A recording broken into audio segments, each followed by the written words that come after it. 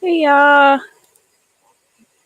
I'm a mess tonight. I waited till like the very last second to decide to go live, so I'm like barely any makeup on. It's not even blended well. Don't judge me. All right. And I'm gonna. No, I'm not. All right. So I was watching. I look hungover. I was watching Beethoven with my son. You know, like the old Beethoven movie, and I fell asleep on the couch. And then he wanted to watch Beethoven 2, which kind of just like ran on. And here I am, rushing afterwards. So I'm not hungover. I'm just like still waking up from a nap. Hey, Chloe Joe. How are you, girl?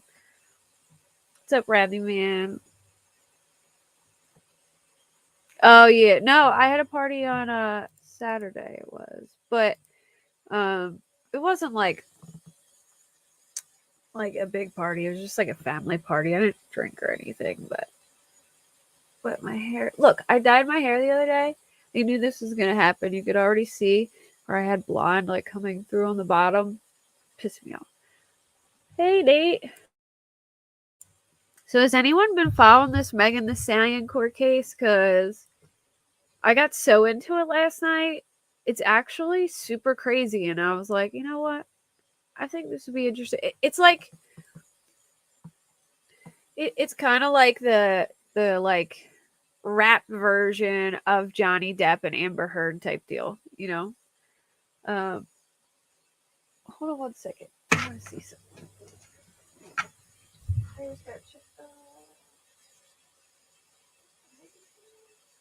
Hold on. I'm grabbing my bag real quick. Hold on, guys.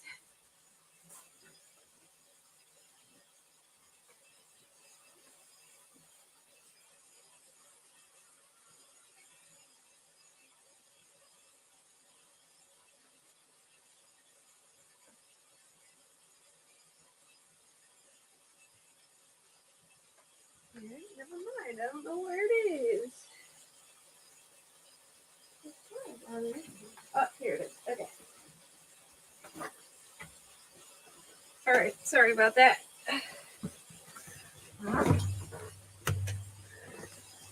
I haven't been following anything. My attention span's been up a gnat lately. Me too. I don't know what it is, but I think like the cold weather just has me like meh. You know what I mean? Right, I don't know where my glasses are. That's what I'm looking for, but oh well, we're just going to have to do it without the glasses today. The chair reminds me of a bikini top. This comes off, but I like it because you can like lean back on it. Yeah, it's been like cold and it's just, and I whacked my head earlier because it hurts so bad. I was leaning into my cranky lizard's tank and then he decided to get like angry and jump at me and I like put my head up real quick and smacked it, and it hurts like hell now. But yeah, the weather has just got me so like I don't want to do anything or like drag my feet to get on here. But before I start, Wednesday at 9 o'clock, I am having a big creator roundtable talk, and there'll be a bunch of people. Like so far, Jen Lou's coming, Jen the Hooligan is coming, Queen Bee, that girl, Jonesin, Melissa Jade, Criminality, Alex Erickson. Hold on. I'm missing some people. Like everybody, you know what I mean? I invited everyone I could think of. So and like, oh, Decipher's coming, both of them. So did I miss anybody? Like I'm missing people or somebody. Yeah, seasonal depression is so real. That's what I feel like that. Hold on, I'm going back to my list so I can make sure I didn't miss anyone. Jen Lou, Criminality, Jen Hooligan, Decipher, Alex Erickson, Melissa Jade, Parker. Oh, how can I forget Parker? Queen Bee, that girl, Jonesin. Yeah, so that's all coming. There's mainly girls. I mean, any creator is welcome to come. I'll leave the panel open in case, it's going to be totally full because I expected some people to probably be busy for the holidays and nobody was. So it's like, and then I thought for some reason, StreamYard said I could have 12, but it says I can have 10 and several backstage. So, I fucked up there, but we'll figure it out. And, but I'll leave it open in case anyone anyone wants to come up and of course there's any creators can come. I just don't talk to that many male creators like behind the scenes, so or else I would have, well, not male creators who do true crime at least. So I know I somewhat hibernate. I'm like, I need to do this, I need to do that. I'm like, I'm not gonna do it. Like I don't know. It's the cold weather. It's getting to me. I was fine for like November, and then I don't know, December hit, and it was just, it's shitty. It sucks. John Benet Ramsey case is the topic. It's going to be a Christmas special. Sorry, why don't I? That's like the main thing. I didn't say that. The John Benet Ramsey case is the topic, and I just thought that would be.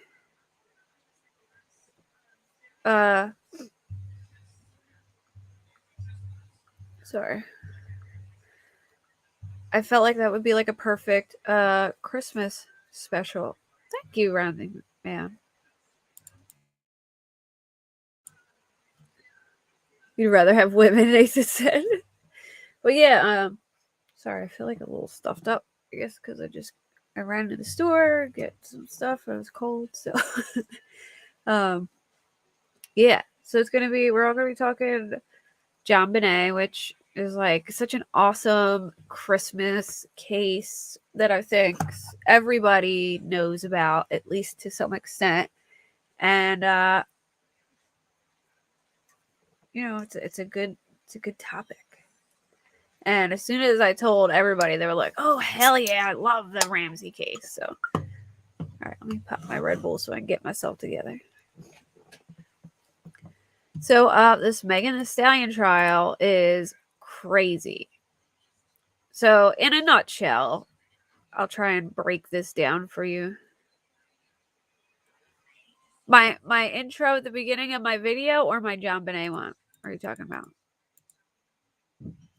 I worked really hard on my John Benet one.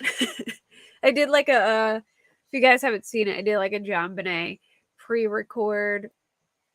I did mess up something though, because I always thought that the train room and the wine room were kind of like in the same area, but not separate rooms. You know what I mean? So I put a picture of the train room because I thought, like, you know how like basements where there'll be like one side and then the other side, but it's still like the same area.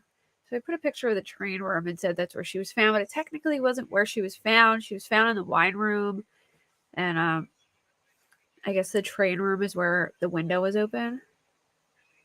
I'm going tomorrow. I didn't go on Saturday because they said it's usually really busy on Saturday, so I'm gonna go tomorrow. I messaged YouTube and they said I have like 40 days to do it. So I was like, oh, okay, that made me feel better.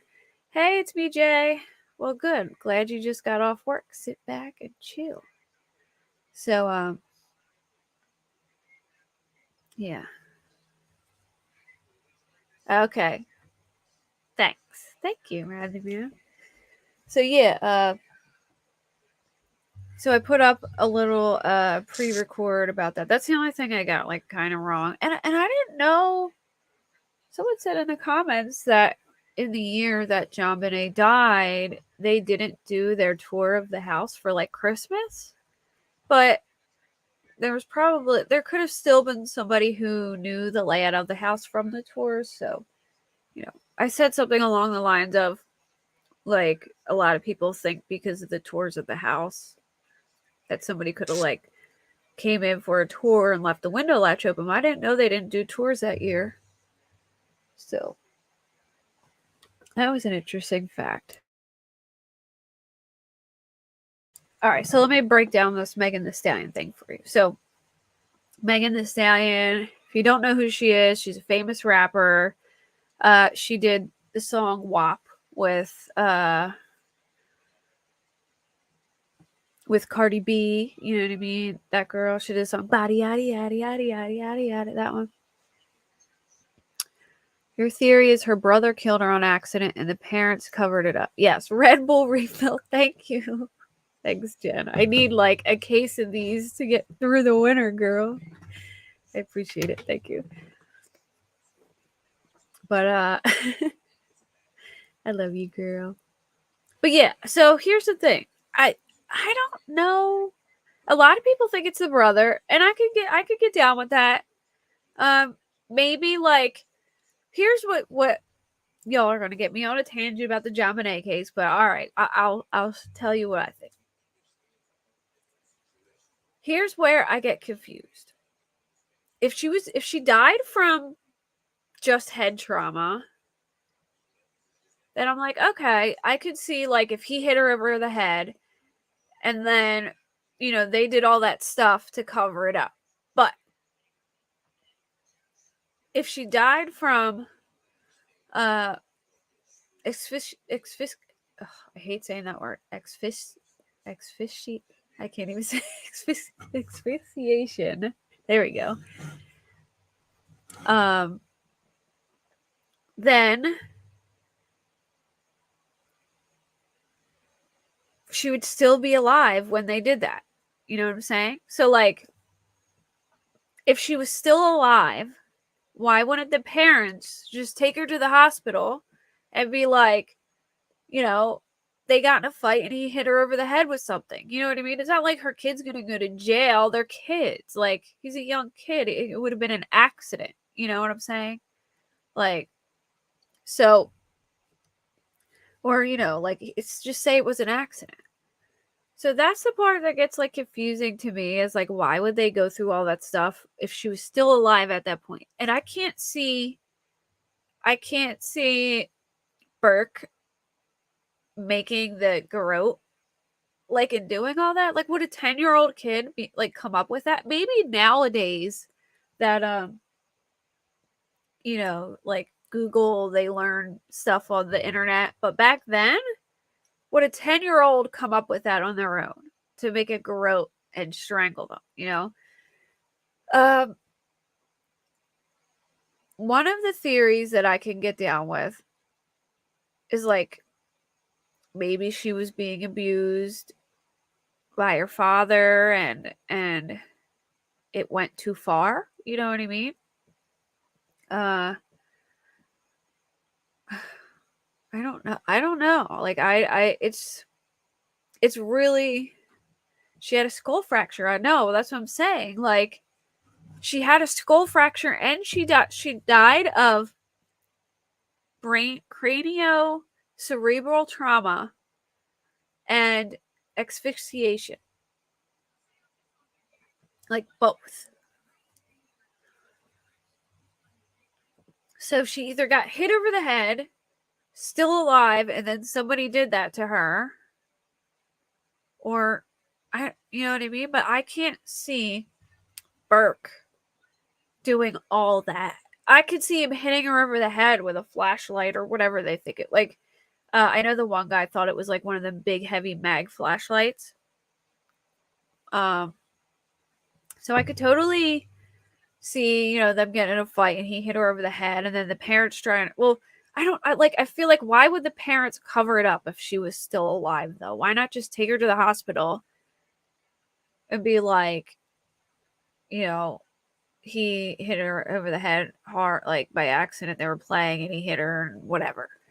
Um like the garrote thing is what confuses me, So she died from both the skull fracture and the nylon rope being tied to one of Patsy's broken paintbrushes. Um, that was like I guess tightened like around her neck. Uh, Patsy's coat fibers were found in the rope of the like the shoelace or whatever, the tied rope. Patsy's coat fibers were found in there, and then her coat fibers were also found in like the crafting thing where the other end of the paintbrush was, I guess. I don't know. Um, I don't know what to think about it. It's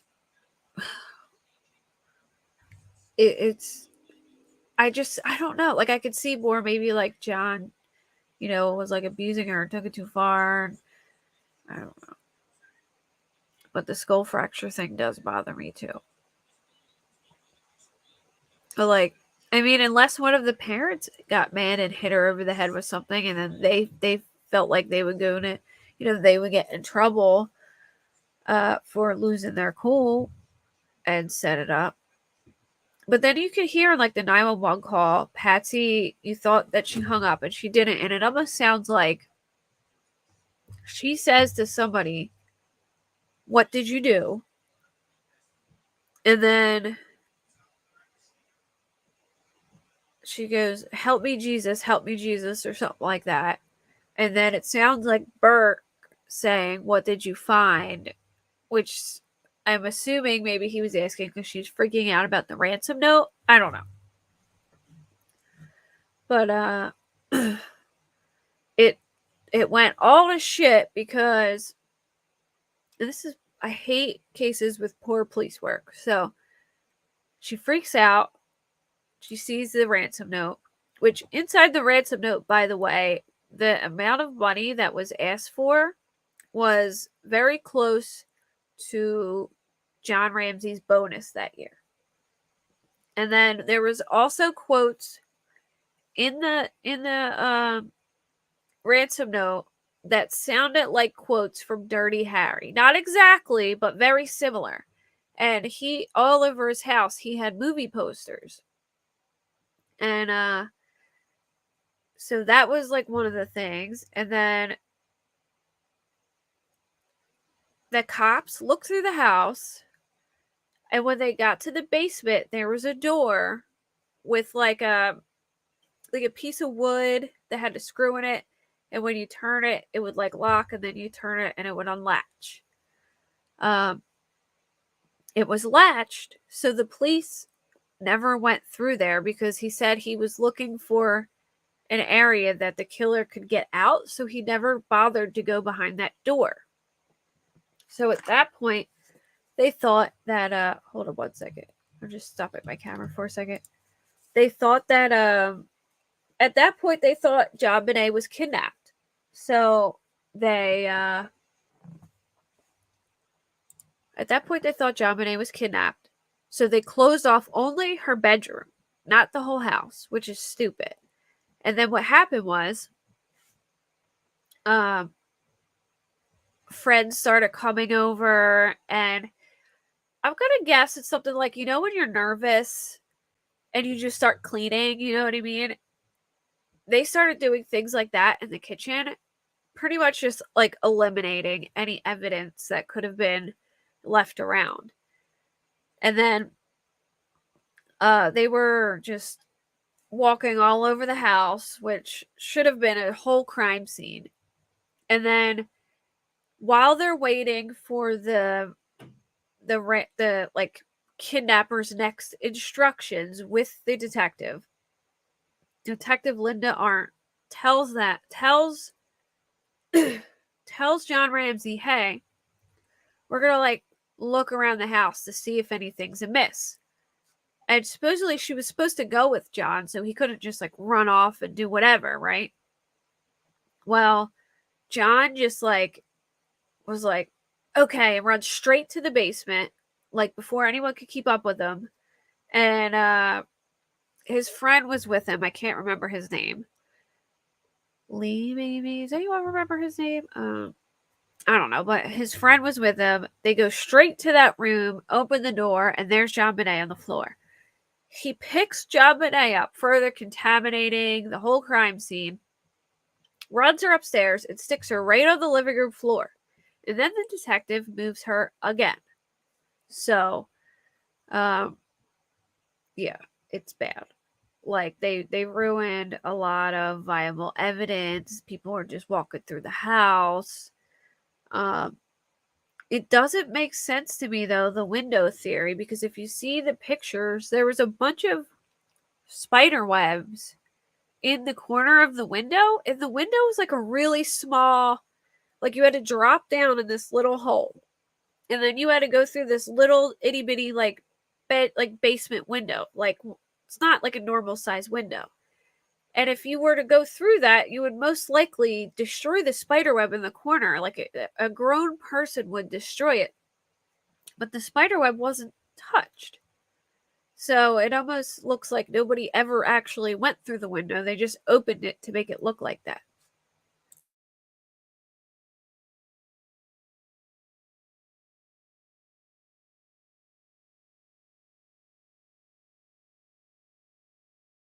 Sorry. So yeah, uh, it's a very weird situation. I think it's possible. I don't know. I mean, unless it was some like super skinny guy who was very careful about going in and things like that. And then but anyway, we'll be talking about that.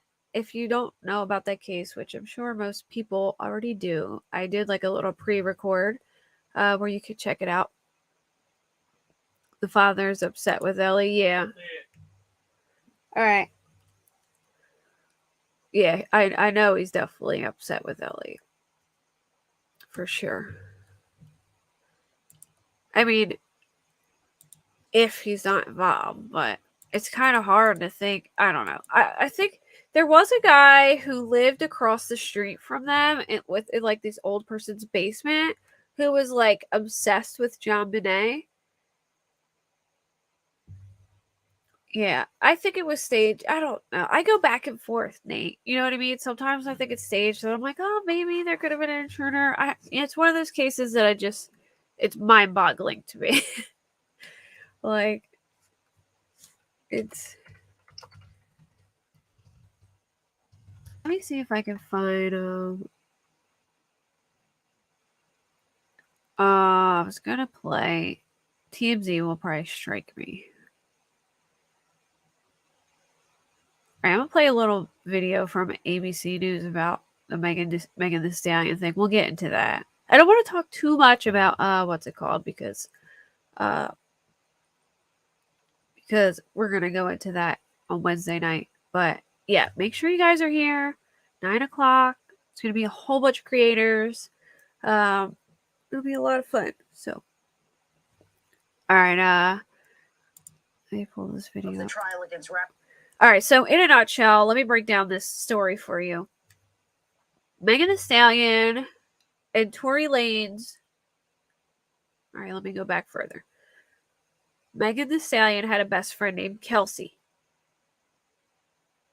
No, the woman that got beat up naked was Shanquella Robinson. Megan Thee Stallion is a famous woman rapper. And she had a best friend named Kelsey, who she hooked up with this guy, Tory Lanez, who's another big rapper. And Kelsey gets COVID, supposedly, according to Kelsey. And then Megan and Tory start hooking up. Then, I guess, Kelsey gets better. They all go to a party at Kylie Jenner's house. Like, Kardashian sister, Kylie Jenner. They go to a party there. Supposedly, Tory Lanez was flirting with Kylie Jenner, and it upset Megan Thee Stallion. So a fight, like an argument ensues. I guess Kylie kicks them out. They're arguing in their car after they leave. Things get super heated. I don't know either way, CB, but there's a lot of people who don't like Megan Thee Stallion and don't have good things to say about her. And there's a lot of circumstantial evidence, so you can't really prove. I feel like he's going to get off for sure. And they don't really have any way to prove that he actually shot the gun. Well, I think they said, did they say his DNA wasn't on the gun? I'm going to have to, I'll go over all the recaps. I'll look it up and we can, yeah. So, supposedly, they got into a fight, and I guess she got out of the car, and he shot at her feet. It was inconclusive. Oh, okay. And, well, she claims he shot at her feet. There was 5 shots that I think went off. She claims he said something like dance, B, dance, like telling her dance, bitch, dance, and shooting at her feet. I kind of think it was Kelsey who shot the gun, to be honest. Like, that's what it's starting to sound like to me. Like, maybe there was some jealousy there because she was hooking up with him and then Megan was. But anyway, the cops pull the car over and they get out of the car. Megan's limping. They make everyone get out of the car because, they hear there's a someone with a gun. Megan's limping. And now, Tory Lanez didn't have the gun on him. It was like under something in the car. So it wasn't like he got caught with the gun. It was just in the car. But Megan claims he shot her. Kelsey, her friend, was supposed to be her witness. But when she went on the stand, she apparently backtracked. And I think she said something along the lines of like Tory shot, but he wasn't like necessarily shooting at her. He was just pointing down. I don't know. And then she pled the fifth for some questions. I'll go over everything, but I'm just going to play like a little video. So about Megan testifying. She testified, "Hey Nita, hey Risk." But recap, guys, I'm just talking about real quick. Wednesday, 9 o'clock, I'm having a shit ton of creators on my panel to have like a roundtable talk about the John Bonet case for a Christmas special. Alex Erickson, Melissa Jade, Criminality, Queen Bee, Jonesin, That Girl, Jen the Hooligan, Jen Lou, Parker, me, Decipher. There's going to be a whole bunch of people here. I thought some people wouldn't be able to make it, but basically everyone can make it. So 9 o'clock, Wednesday, be there, be square. It's going to be all big true crime creators discussing the John Bonet case. And I probably fucked up a little bit because I thought StreamYard could fit 12, but apparently it can only fit 10. but like a couple backstage. But whatever, we'll figure it out. I'll do like a, and I'll leave the panel open for if anyone pops off and anyone wants to come up and talk about it. Like if any of the creators come down and people want to come up and talk about it too. But I just thought it would be the perfect Christmas case to talk about. And, so anyway, let me play this Megan Thee Stallion video real quick.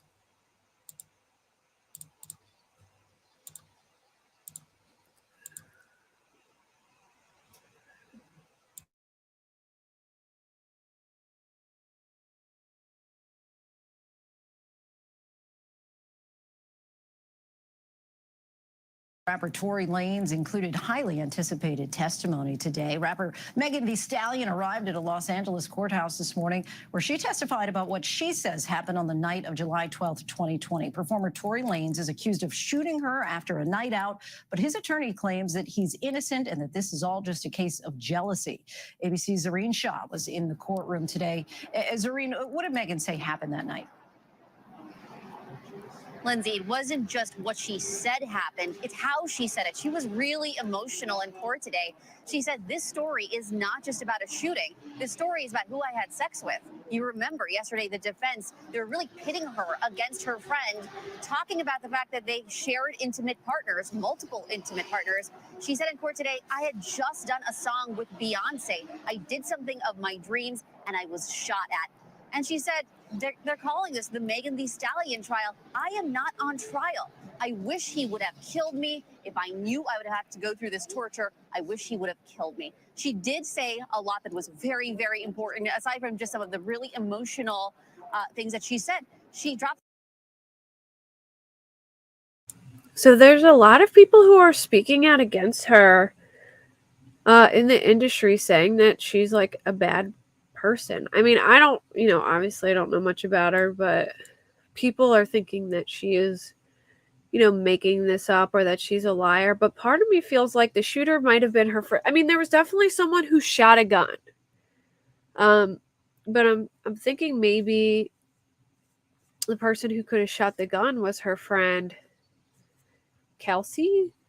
Like maybe there was some, like maybe they ganged up on her or something because they were fighting and she was mad at her because supposedly she, was her best friend and she introduced her to Tori, and then when she got sick, Megan hooked up with him. So yeah, I mean, I like that one song. I mean, I don't know, obviously I don't know her personality, but I like that one song. It's like, I'm on that cash shit, I think it's called. That one I liked. But, and I mean, everybody got into WAP when it came out, but apparently she's huge. Like, she's like really tall too. They're all making fun of her, calling her like Bigfoot or something like that. But,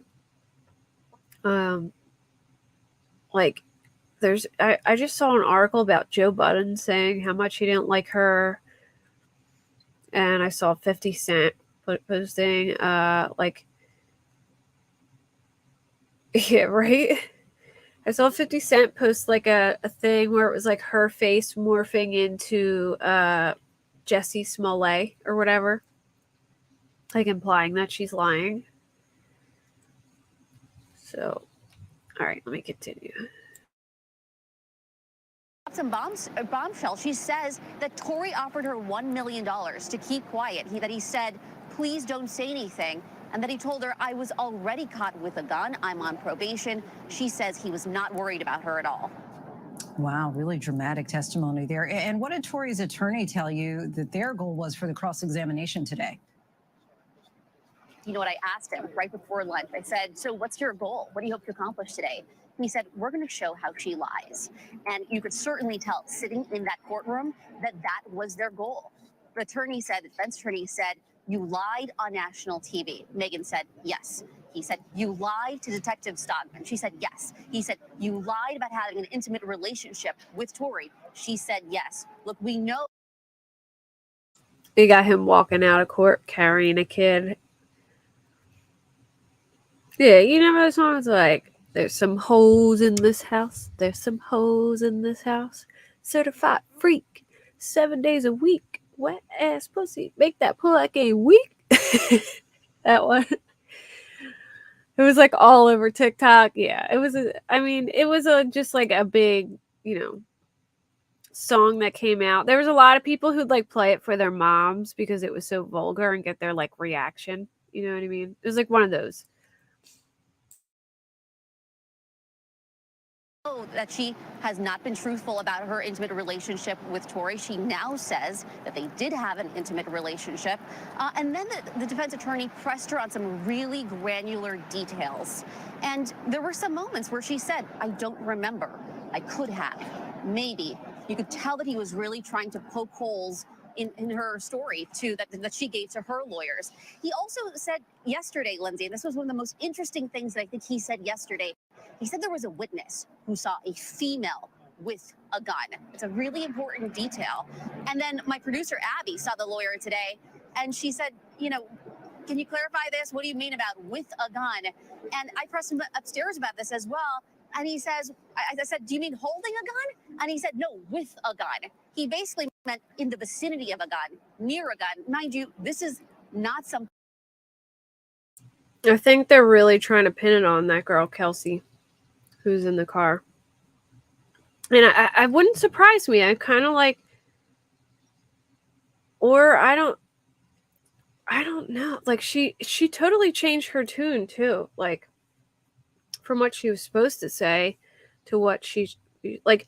This is why this case is becoming so crazy because, like, she was the prosecution's witness and totally just like backtracked, and then Cardi B's bodyguard is missing. Like he's supposed to testify and he's missing. So thing that the jurors know, they are still remembering what he said yesterday, that a witness saw a female with a gun. Did I just say So Cardi B? I meant exactly Megan. Oh my gosh, I have WAP on my head now. If that's clarified for the jurors. Such a steamy case. You actually have steam rising all around you, Zareen Shah. Our thanks to you. Hi, everyone. George Steph. But yeah, her bodyguard's supposed to come. Megan's bodyguard, not Cardi B, if I said that. It was on my head because we were talking about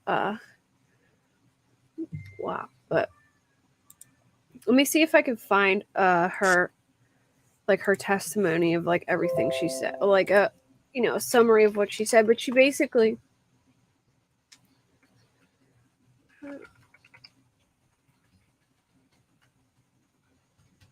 testimony.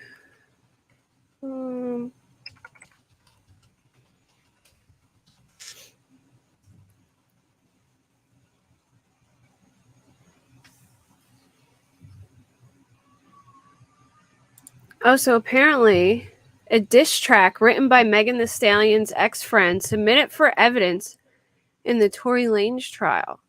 So that Kelsey Harris is her name. All right. So as the prosecution moves to complete their case in the highly publicized criminal trial of Tory Lanez for the 2020 shooting of Megan Thee Stallion, they called an additional testimony on Monday from LAPD officer Sandra Cabral and senior DA investigator Jody Little. They might call Kylie Jenner too. If they call Kylie, it's going to be crazy. Yeah, right. Little, whose September interview with Harris was played in full for the courts on December 16th, was called to the stand by Deputy District Attorney Kathy Ta to review lyrics written by Megan's former friend and ex-assistant Kelsey Harris. So you also have to keep in mind too that they're ex-friends, so that could be why she changed her tune. Also, I don't know, but it's the diss track, which Harris released in 2020 following the shooting, is titled "Bussin' Back," includes direct mention of the roadside assault. Who shot you? Because you know it wasn't me. I was 10 toes down whenever you had beef. During cross-examination, but why would she even say that in the song? Like, question it. During cross-examination, Lane's attorney asked Little about the lyrics in the song that imply Megan, whose birth name is Megan Pete, lied to the district attorney. Imagine lying to the DA saying, I took some hush money. Harris also refers to Dez in the track. Dez said, "If I spoke that a sex tape could drop," which is presumed to be Desiree Perez, CEO of Rock Nation, according to a report by Billboard's Haran Mamo. So there's so much drama going on behind the scenes. Like Rock Nation's CEO threatening to release a sex tape.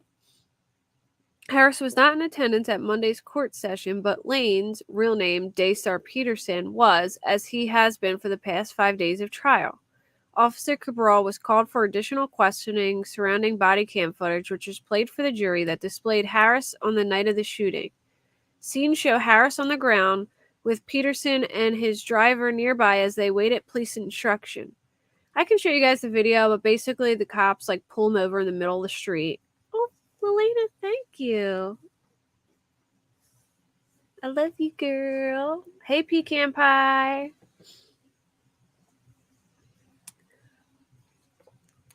Where was that? Y'all are so sweet.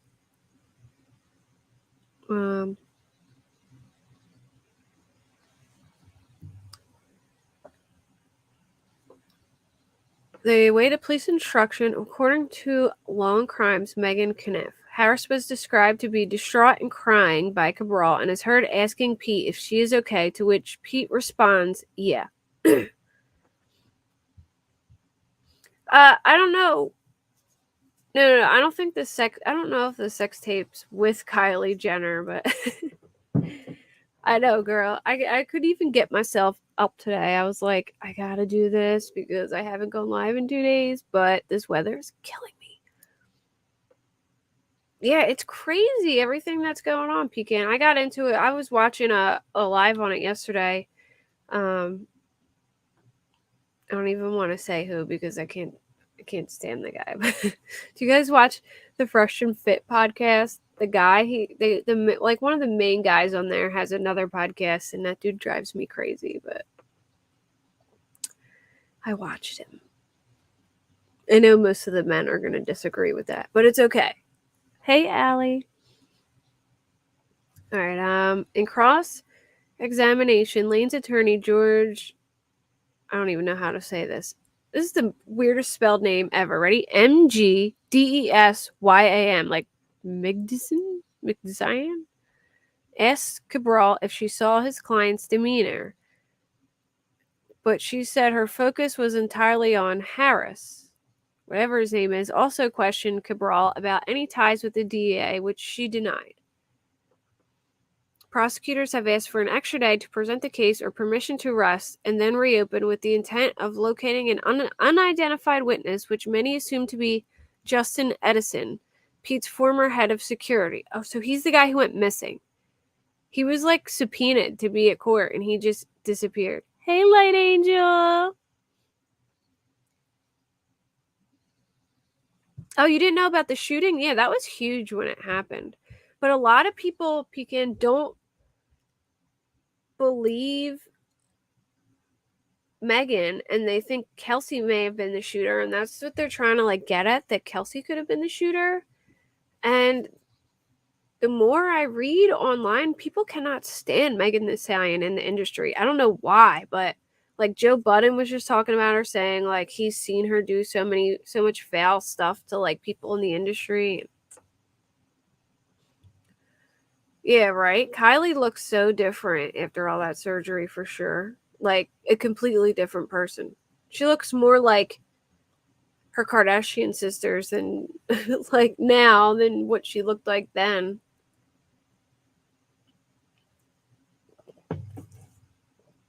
Ugh.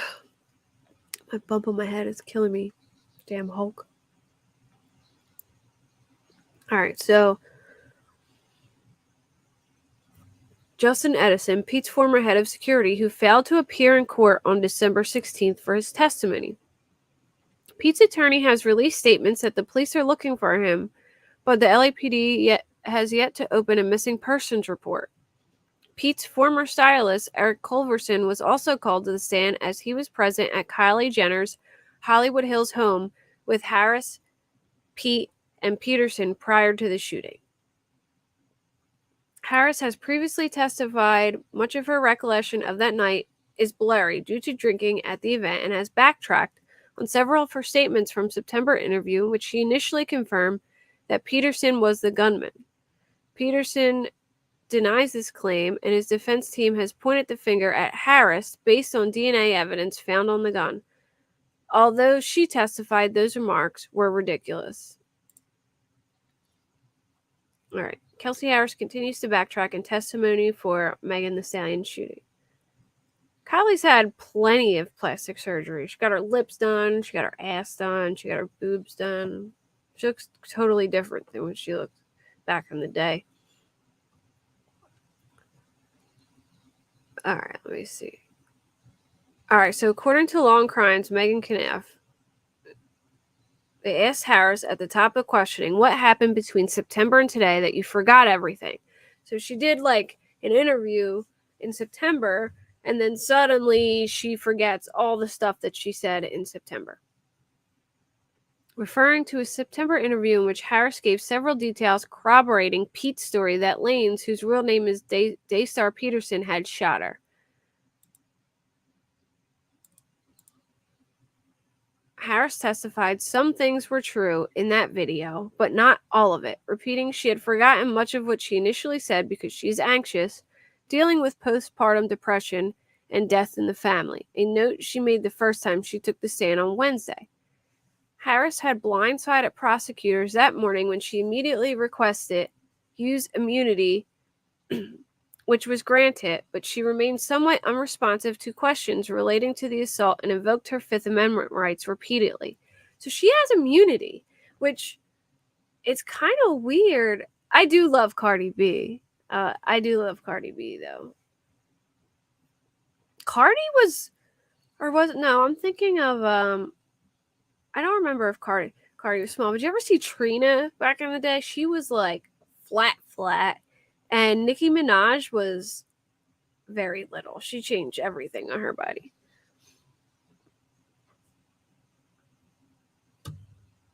Hey, Jeremiah.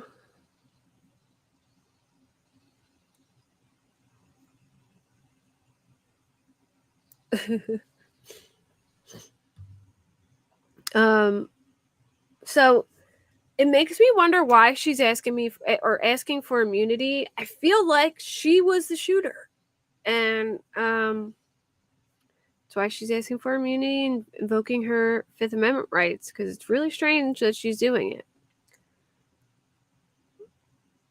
They began questioning on Thursday by asking Harris about being granted immunity for testimony and underlined the fact that immunity does not cover perjury.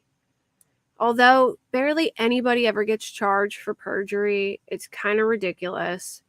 The reason why they don't really charge anyone with perjury, even though if you straight up lie to the court, is because they don't want to steer people away from testifying in cases. So if they just start locking people up for perjury, people aren't going to feel comfortable testifying.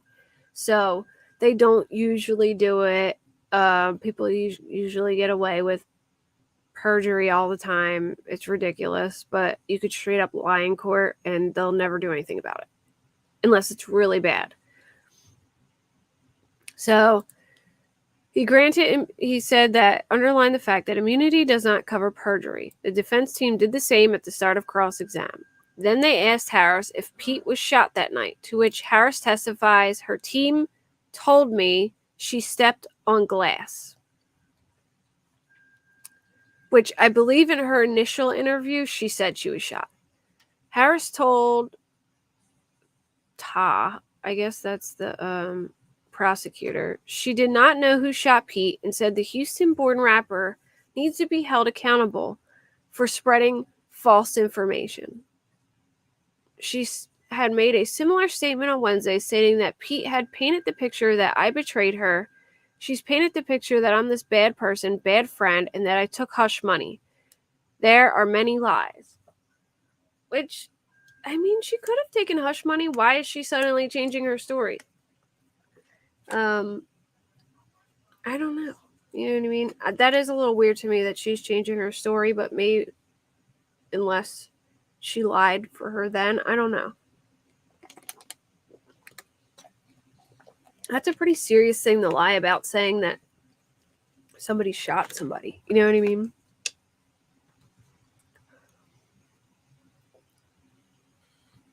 She made... Okay, sorry. So, and you also have to... Quavo and Takeoff. Wasn't Takeoff the one that was killed? This is about Megan Thee Stallion, Tory Lanez, and what's it called? Kelsey Harris, the girl who was with them when supposedly Megan Thee Stallion got shot in the foot. During cross-examination, Harris told the defense that she would like to make that very clear that Lanez, whose real name is Daystar Peterson, did not pay her prior to the beginning of the trial. Pete had previously claimed Peterson had offered her $1 million to not tell authorities that he had shot her.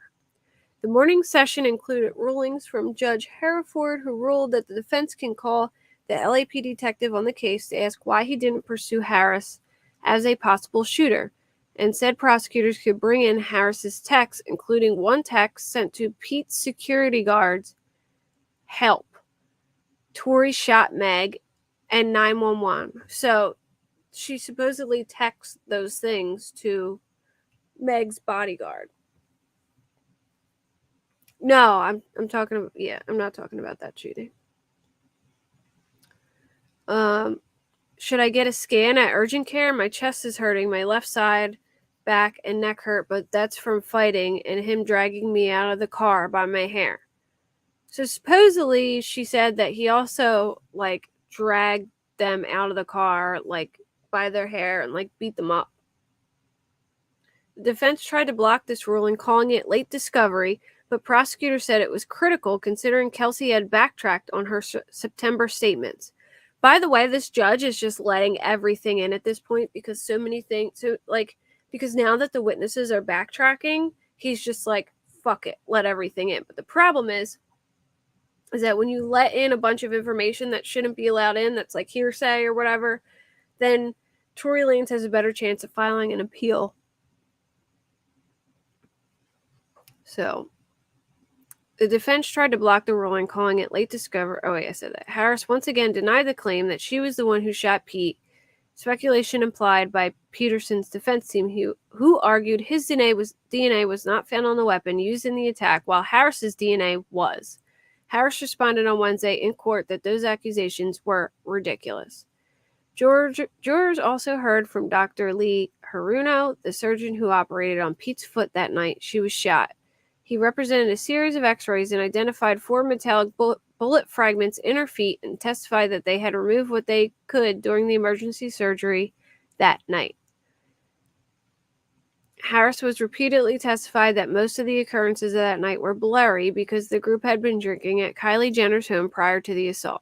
Kelsey, I understand it was alcohol, Peterson's attorney, George, whatever the hell his last name is, said during cross-examination on Thursday before proceeding to ask if there had been a physical fight between her and Pete.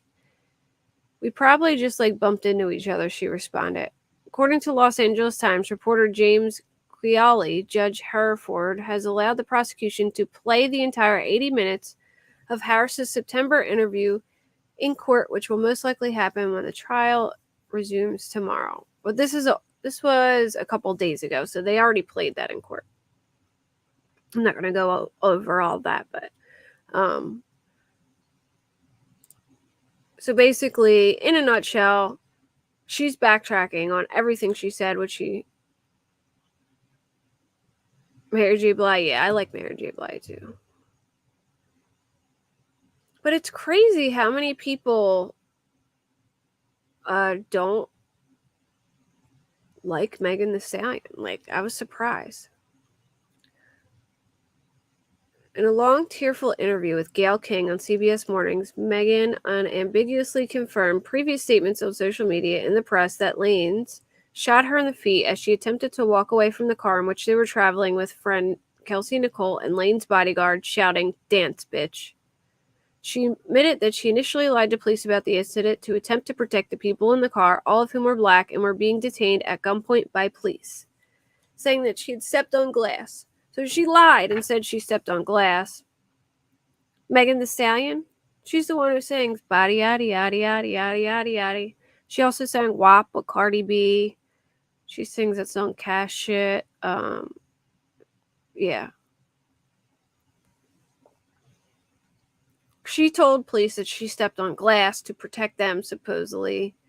But then later said that he shot her.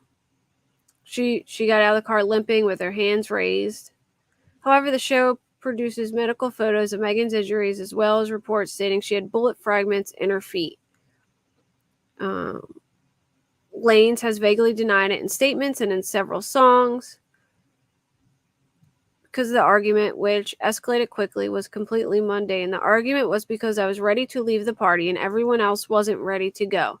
She was ready to leave because Tori was flirting with Kylie Jenner, and I don't think she liked that. But that's like normal friend stuff. We fuss about silly stuff all the time. An attorney for Lane said, "We look forward to addressing Miss Pete's claims, including in all inconsistencies, discrepancies, and omissions in a court of law." Lanes was arrested in connection with the incident and was later arrested again for allegedly violating court orders from contacting her. He posted bail in both cases. She claimed that he offered to pay her in exchange for keeping quiet about the incident. Megan unveiled a new song called Plan B that apparently addresses the incident during her performances at Coachella Festival over the weekend. So in a nutshell, that's what happened, and it's getting, hey Beatlemaniac, it's getting crazy.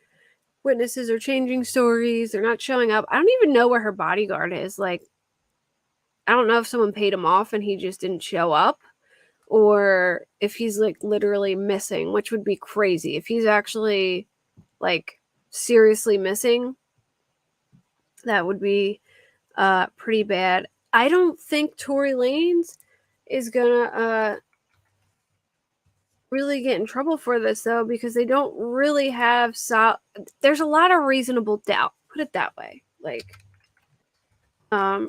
they don't have him actually holding the gun. They have a fight between all of them.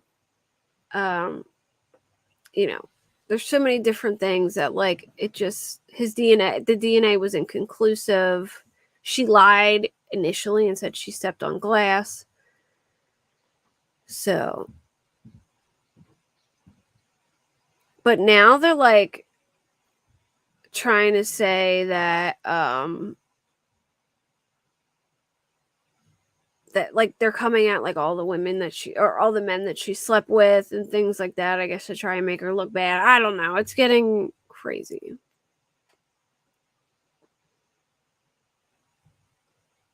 But anyway, I'm going to move on to oh yeah, Leah. I loved Leah. You know what song? There's this song I used to love when I was a kid, and I haven't heard it since the 90s. Remember that song? Do you really wanna touch it? Do you really wanna mess with me tonight?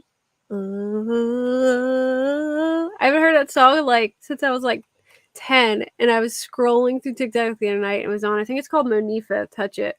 I was like, oh my god, I love this song. It's such a like a dirty song, but I was like used to sing it when I was a kid and I was totally into it. Oh, about the bodyguard? All right, let me look at this real quick about the bodyguard. Megan Thee Stallion's bodyguard missing amid Tory Lanez trial after implicating rapper. Justin Edison reportedly said Lanez apologized to him a day after Megan Thee Stallion shooting, claimed he was firing at the ground. The bodyguard for Megan Thee Stallion is reportedly missing in Tory Lanez felony assault trial in Los Angeles after he provided a witness statement implicating the rapper. He was set to testify. He's somebody who's always plugged in, on the grid, responsive, and as he's set to testify in violent crimes case, he goes missing. Megan's lawyer, Alex Spiro, tells Rolling Stone. In his opening statement Monday, Deputy District Attorney Alexander Bott told jurors that the bodyguard, Justin Edison, was expected to take the stand and say he visited Lanez's house on July 13, 2020, and heard Lanez confess to being the triggerman in a shooting a day earlier that wounded Megan in both feet.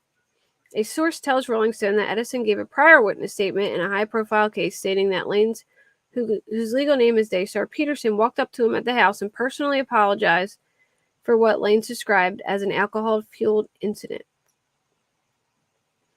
Edison, who was not present when the gunfire erupted, but who received the panic text from Megan's former friend Kelsey stating, "Help, Tori shot Meg," made it clear Lanes was apologizing for firing a weapon, not just contributing to a fight that preceded the shooting, the source says.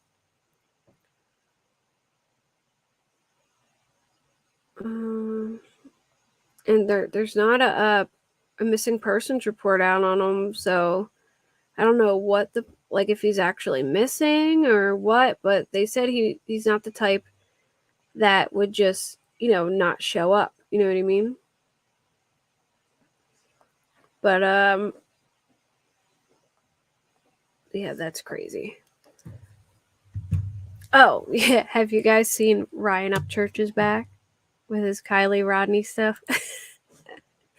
So, real quick, he is claiming that the video of Kylie, yeah, Monifa, remember that song, Jay?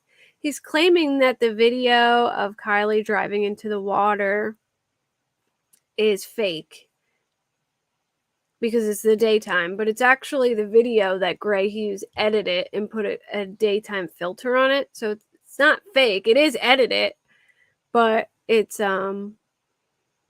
edited with a daytime filter, which is like a still shot of daytime that you put over it to make it lighter and easier to see. And he's trying to say that it's fake. And he's back. And stirring up all the conspiracy theory stuff again. Yeah, I thought that too, Sabrina. That he's probably taking a long vacation where he's unreachable, but I mean, it would have been better if he just showed up and just backtracked on what he said, because then, it's less likely you get in trouble for perjury than just completely not showing up for court, though. Yeah, supposedly the doctor said that she was shot. And then with the Idaho stuff, there's been a couple things that came out. There was a car that was found in Oregon, supposedly, that somebody reported to the police. It looked like it was been in an accident and the bumper was ripped off, and it was an Elantra and the license plate was missing. So that's a little strange, but that's like 8 hours away. I don't know if it's related or not, but it's kind of far. But I mean, they could have. I don't like the new audio. Oh, the one about the Adam guy, where they're asking about, or they're saying they're talking. So there's another video of the girls walking probably towards the food truck, I guess, or it was before they got to the food truck, because that guy in the white hoodie was still with them. And they said something along the lines of, "I told Adam everything." Steve Gonsalves, the dad, said that they've had this audio for a while, that they don't believe the Adam guy is involved. I don't know who Adam is. I've heard that Jack D's roommate was named Adam, and I heard of another Adam too. I can't remember what it was. You think it was altered? Well, I don't know. It could have been. I listened to it, but it was like weird because there wasn't it was like a still shot that went with it. I don't know. It was confusing. And then they released body cam footage of police coming to the house. And the other one the cops picked up that said, "Stop it, stop it." There's another one? Heard Adam was the bartender. Oh, okay, so maybe he could have been the bartender too. So either the bartender or Jack D's.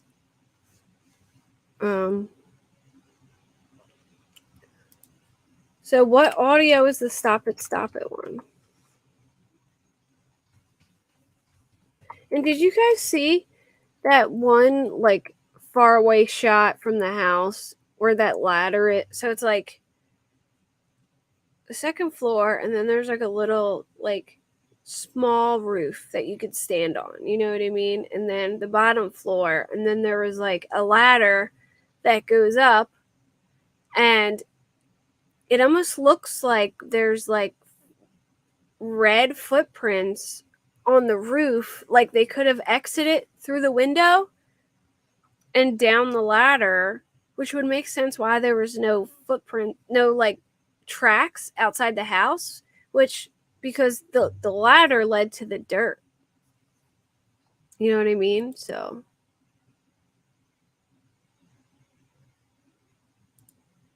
the only so the body cam footage of the one, they go to the house for a noise complaint, and Bethany, the roommate, answers the door, and they're like, you know, can you find someone who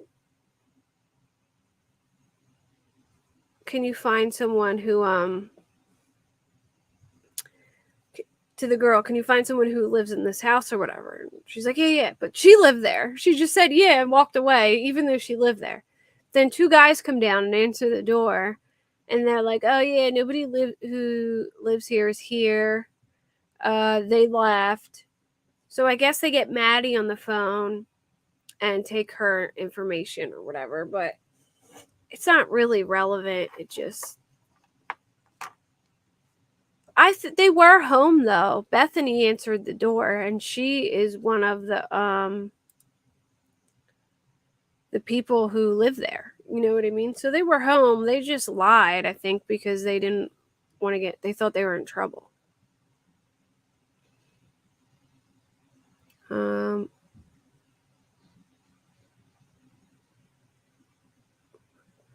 Trying to see where's the stop it audio. Like,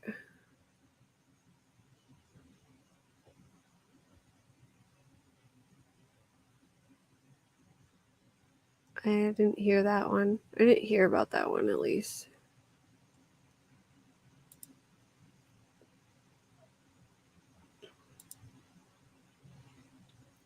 I think she didn't. Maybe.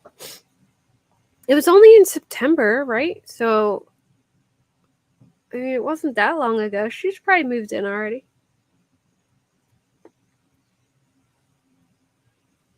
Because the bedroom window shows it was used as storage, if you look. So I think she didn't move in yet. Oh, maybe. Yeah, I think so too. They were scared of being, especially because the police were talking about the sororities and whatever when they were at the door. But let me just show you. Let me just show you a picture of this house and where. Okay, so this is what I wanted to show you.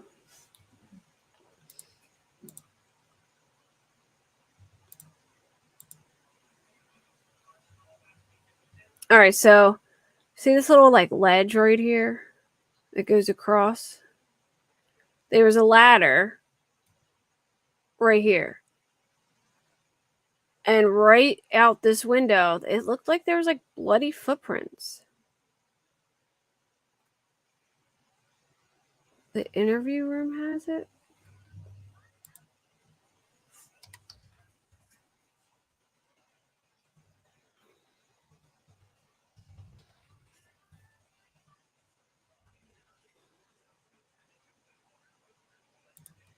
I'm looking right now. The one that he has is from one day ago that says, I told him everything. Is that what you're talking about? That's the audio I'm talking about.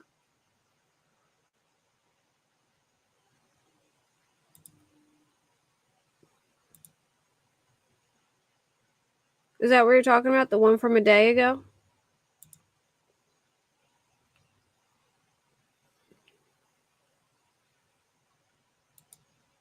Here's my other question. A noise complaint at 9 p.m. at night doesn't make sense. I mean,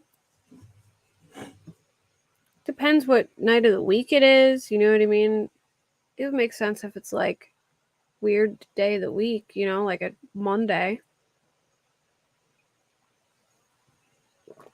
But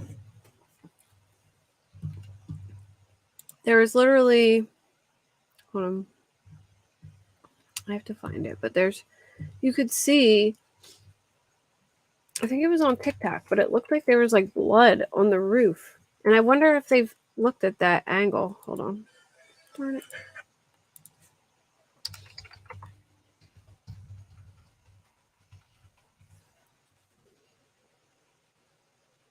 Mm-mm-mm.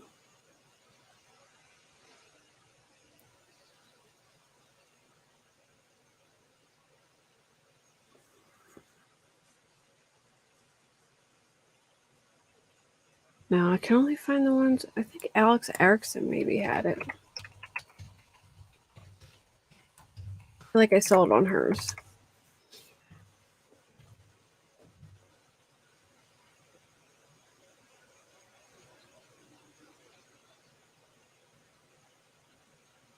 No. Here it is.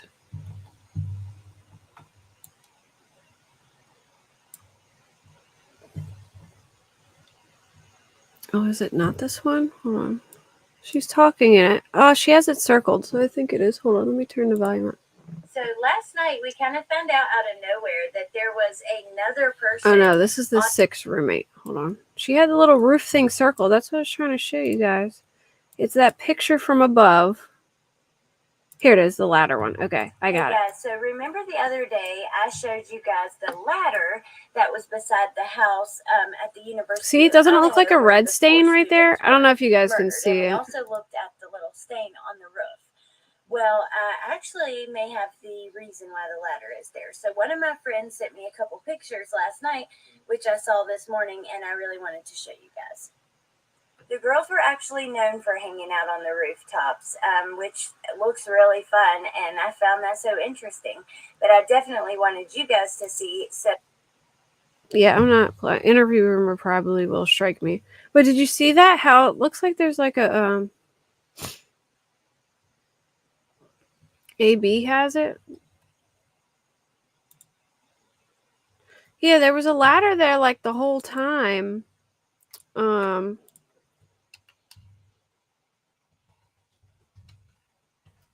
Like everyone said it was there the whole time, but it almost looks like a stain on the roof, like red. So it makes me wonder. A lot of people are saying that guy who juggles the thing looks like a guy at the food truck, but I don't think it looks like him at all.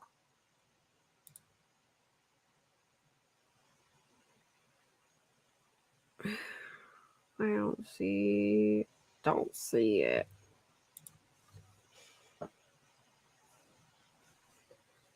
Berry bushes. Ah, that's possible. I have like a berry bush. But here's the thing, Parker. I have a berry bush in my yard. And in the summertime, that shit drops berries everywhere and it stains your shoes, it stains everything. But in the wintertime, if it's like snowing and it's cold, it would be gone by then. Like the berries wouldn't be falling and the stain would be gone because it stains the sidewalk something vicious. And right now, it's not there anymore. So I don't know if maybe like the roof absorbs it a little better, but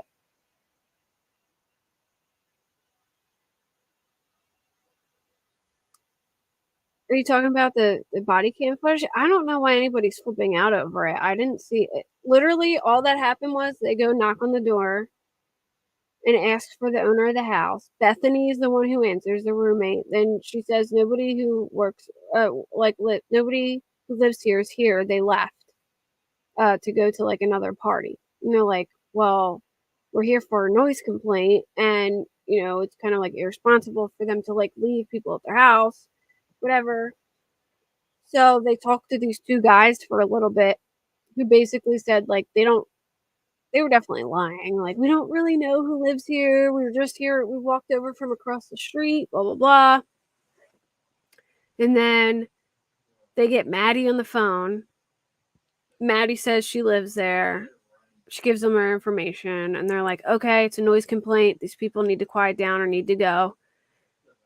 Yeah, basically, college kids trying to get out of trouble. I mean, it wasn't anything like shady. You know what I mean? Not in my opinion. It was just like a noise complaint, and they sent 2 guys down there to talk to the cops. So they didn't in my opinion, I think they were there. I think they just told these I think they were afraid they were going to get like arrested or something because they had like alcohol at the party. So I think they sent these 2 guys down there to say like, "Oh, we just walked over, we don't know, blah blah blah, like whatever." And then they were like, "Well, we're not really here to, we're just coming here because of a noise complaint. That's all."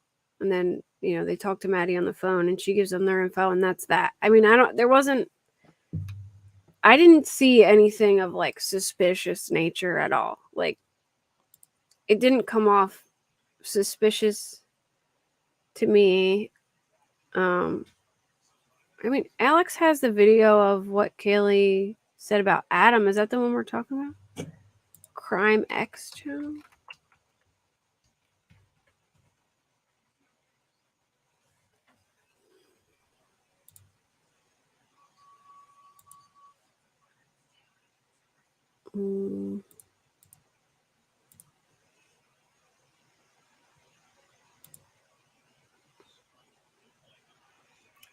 No. There's a lot of Crime X's.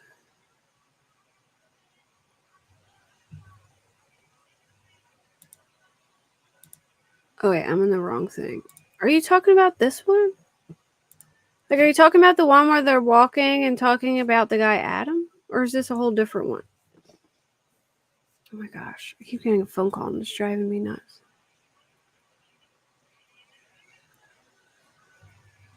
I mean, I could play this real quick.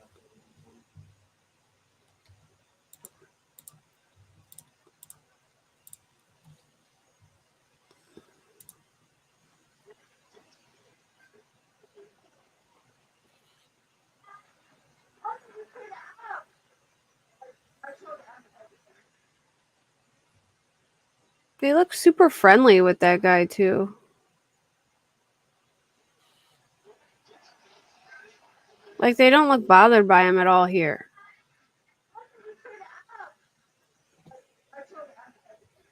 I can't hear shit though.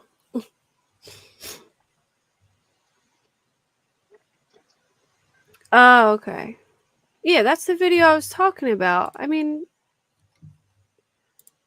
I seen the underage drinking one, but what do you mean they picked up a voice where? But that's in like September. I mean, I doubt that has anything to do with it, but I don't know. I don't think there's a connection there. Yeah, I think it's weird too. The David B guy keeps like talking on 4chan and Twitter. Like, I don't know. I thought that was weird too.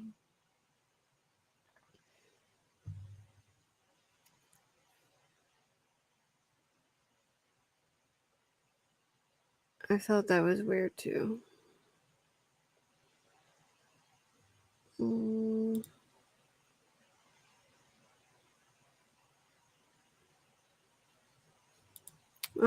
me look. They picked it up on the police body cam. Yeah, but wouldn't you think like if there was a connection to that, like it's like September. It happened September 1st, and this is like, I don't know. I mean, maybe, but I think Lana had it. I mean, I don't know about the picked up the voice, but I think Lana had the officer footage. Here, wait. Let me share Lana's channel.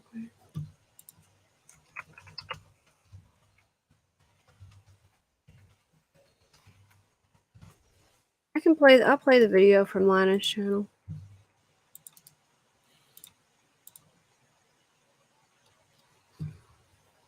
I feel like just people are like reaching, you know what I mean? They could have been saying that were they saying stop it? Like they could have been saying stop it over anything. It was if this was like some like close to that night, then I would be a little more inclined to like. All right. We're not. I don't know who lives here. No, I don't. You guys haven't been drinking or anything, right? No. Okay, drive careful, okay? Thank you.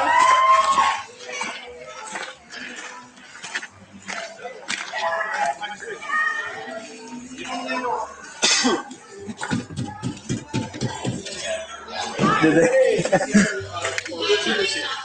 I can go get them.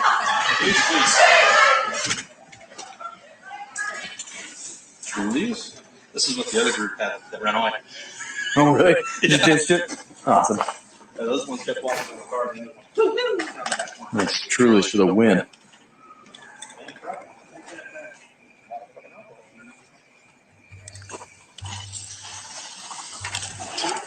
Moscow 157.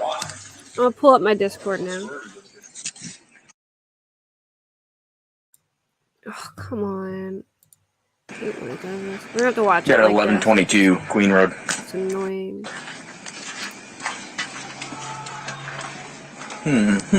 Yes.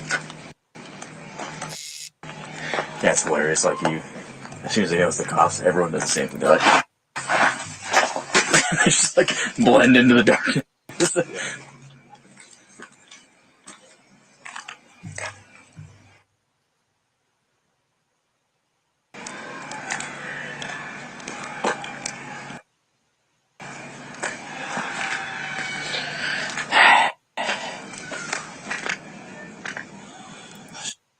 Is it in the beginning where they pick up this noise or everyone's screaming? It's a party, so.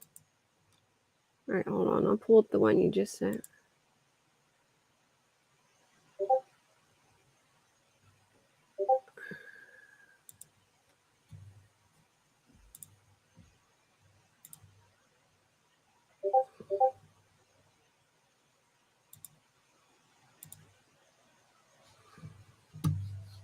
Hey guys, so this is police body cam footage from the Moscow, Idaho police. It took place on November 13th, early in the morning. Police were doing some undercover work. They were checking out, kids walking around, underage kids drinking, basically, is what they were looking for. As you can see, they're very close to the crime scene, where the 4 Idaho students were murdered. Hey. Oh, you mean Is that beer in your hand? this night? You got the ID on you? I don't. Hey, Moscow police, come back here. Hey, Moscow PD, all 3 of you. Get you up there. The police had stopped these 3 individuals for underage drinking in the park. All you guys. And while they are talking to them, you can hear a woman off in the distance screaming at someone to stop and stop, How old are you guys? followed by some other wording that's inaudible. Have a listen. Taking that 21? Yeah. Okay. 19? Yep. Okay, is there a reason why you didn't stop back there? Yeah. We saw him talking to him, Right. so we didn't. Now let's take a listen to that again, this time a little louder and a little clearer. Taking that 21? Yeah. Okay. 19. 19? Yep. Okay, is there a reason why you didn't stop back there? Yeah. We saw him talking to him, Right. so we didn't know. Taking that 21? Yeah. Okay. 19. 19? Yep. Okay, is there a reason why you didn't stop back there? Yeah. We saw him talking to him, Right. so we didn't know. With the police being so close to the home where the murders took place and believing that the murders happened between 3 a.m. and 4 a.m., this woman yelling at someone in an aggressive manner could most certainly be one of the victims. At 3 a.m., a voice would easily travel a very short distance. That's between the crime hilarious, scene Jim. and where the police were speaking with those young men.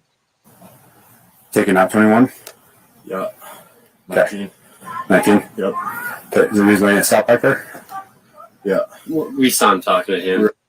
It doesn't sound like somebody like. It sounds like somebody like annoyed, not like getting attacked or anything. You know what I mean? I mean,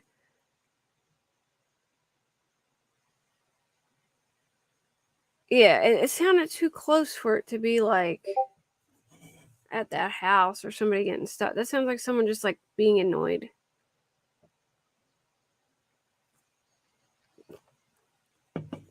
I mean, you have to understand, even at that time of night, there's parties and people out there.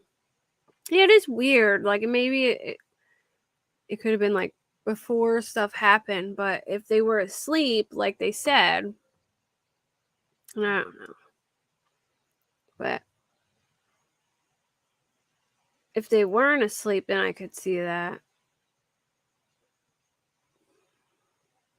You know, I never got arrested from a party, but I had a lot of really funny nights. We were running from the cops one time, and it was like mid-December. It was cold.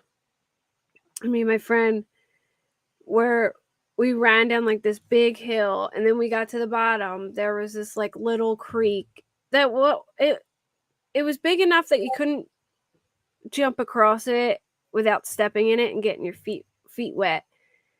But there was this huge log that went across it.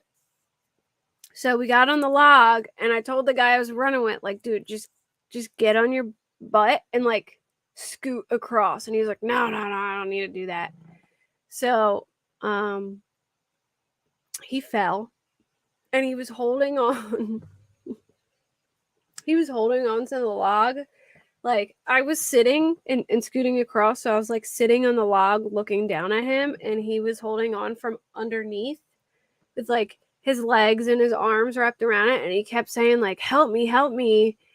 But I was laughing, so you know when you laugh so hard that you have like no strength, you know what I mean? I was laughing so hard that I literally had no strength in me, and he kept trying to ask me to pull him up, but I couldn't do it because I couldn't stop laughing, and he fell. And it was freezing out. It was like cold. It was like just snowing recently. The water was like ice cold. I felt so bad, but I was like, I couldn't do it. I was laughing so, and I told him, just scoot your butt across, and he didn't, so it's his fault, but it was funny. I'll never forget that. Amateur. So did your son get arrested, Jen? Is that what he told you what happened? Yeah, it sounds like a more like aggravated, like maybe like someone like flirting with a girl and she's getting annoyed, or you know, I don't know. Like a little like annoyed, whatever. I would be way more scared to come home to Jen if I was her kids as opposed to the police, right? You can't get in? Oh, the thing might have the link might have expired. Let me give you a new one.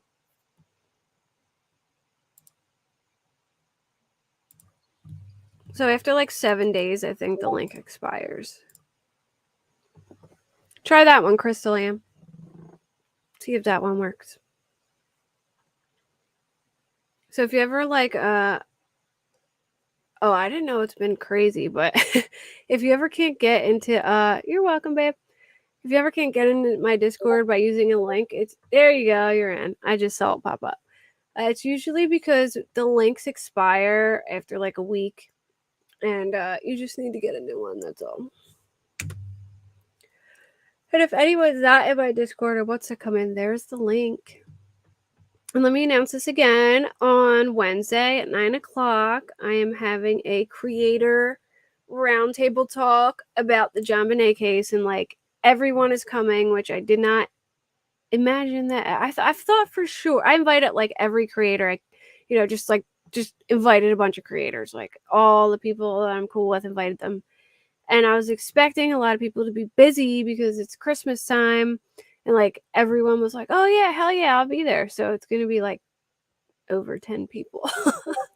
But me, Parker, Jen the Hooligan, Jen Lou, Decipher, Criminality, Melissa Jade, Queen Bee, Jonesin, That Girl, and Alex Erickson. I think that's all of them. And Parker. I said Parker, right? I think I said Parker first. Yeah, I know. I'm still in like I'm still like, I don't know what the hell happened. I go back and forth so many times between Intruder and someone in the family. But I think most people think it's someone in the family. But I figured that's just like such a perfect Christmas special case to do. And I was like, you know, we'll do that. Christmas time, it's a Christmas case, and everybody, I feel like, has some kind of memory of that case. And if you don't, I put a little pre-record video up today if you guys want to check it out. It gives like a little recap. It doesn't give like a lot of all the extra details that you have to look into it, but it gives like the main recap details, you know what I mean? Her father's coming out now wanting more research with DNA on the case. Yeah, I've heard people are saying that like some articles coming out on Christmas in Japan. I'm like, I don't know what that means, but I kept seeing like posts about it. And supposedly John is like John Ramsey is pushing for DNA evidence. Oh yeah, I was probably like 10 when it happened, but I remember everything. Like, it was that big of a case when I was a kid that I remember just seeing her face on TV all the time, and everybody's so into it. And I think it's so memorable because she was so beautiful. You know what I mean? There's like beautiful pictures of her as a pageant girl, and you just like, I remember it like I wouldn't say yesterday, but I remember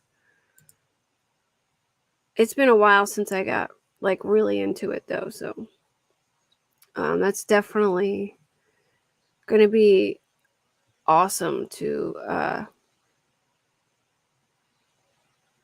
hear about it. Sorry, I was looking at something on there. Got sidetracked. But yeah, so wait, let me do a little poll because I'm curious. Oh, hold on. Why not? Let's try it.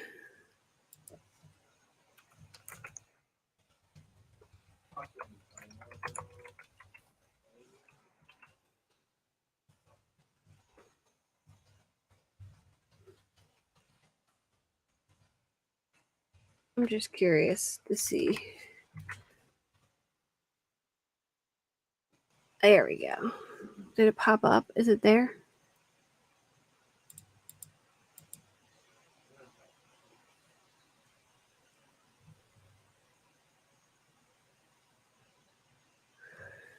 I don't know. See, like it throws me off. All right, here's what's confusing to me. Sorry. All right, so I wouldn't be opposed to it being the brother. A lot of people think. All right, so she was eating pineapple that night. She had undigested pineapple in her stomach still. And in the crime scene photos, there was a bowl with pineapple in it and a spoon. But John and Patsy her parents don't remember ever feeding her the pineapple. Which one?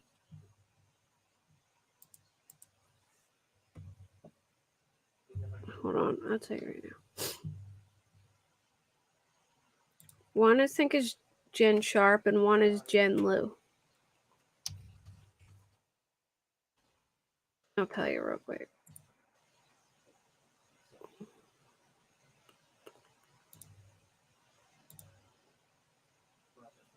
No, all right. Exclamation point Jen is Jen the Hooligan, and exclamation point Jen, 2 N's, Lu is Jen Liu. No spaces. There you go. It's just exclamation point Jen, like that.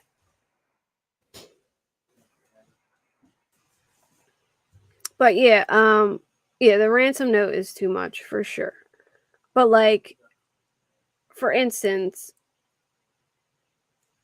they think that it could have been like a flashlight, like a heavy flashlight that she was hit with. And here's the weird part too about the ransom note.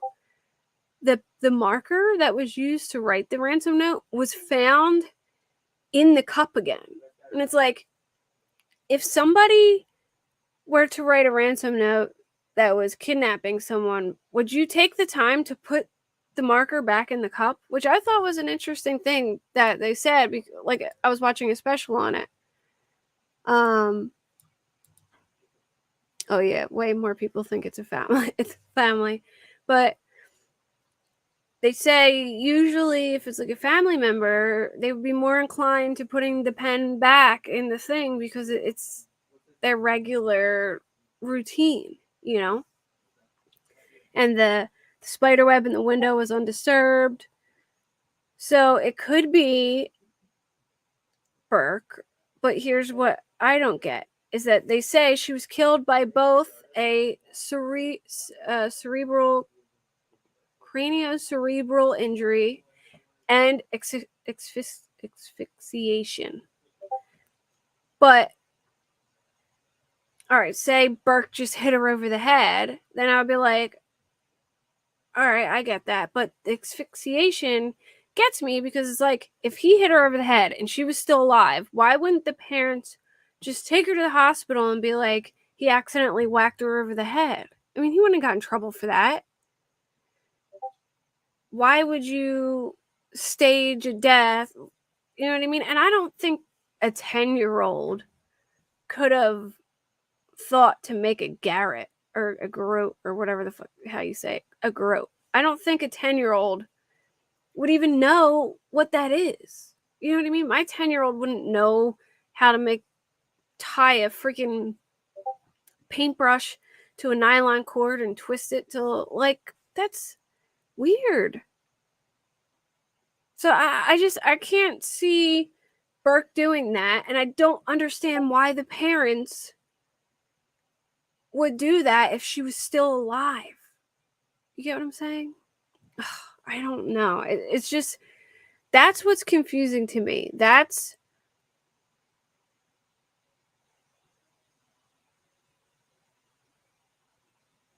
But if Burke hit her over the head and she was still alive, why wouldn't they just bring her to the hospital and say Burke accidentally whacked her over the head with something when they were playing? Or, you know what I mean? Like, he wouldn't have gotten in trouble for that. Like, he's a kid. He's a 10-year-old. You know what I mean? You could just say it was an accident.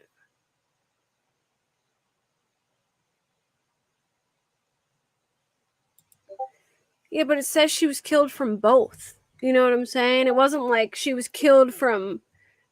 All right, you know how, like, usually they can tell if they're killed after death, like if something's done post-mortem? Like, they said she died from both cranial, cerebral, whatever, or craniocerebral injury and asphyxiation from both. So, I don't know. Unless, yeah, maybe Patsy was a bit mommy dears and got upset, or maybe, I don't know, maybe. But they also said that it seemed like her vaginal area was wiped with a cloth. So that's a little weird too.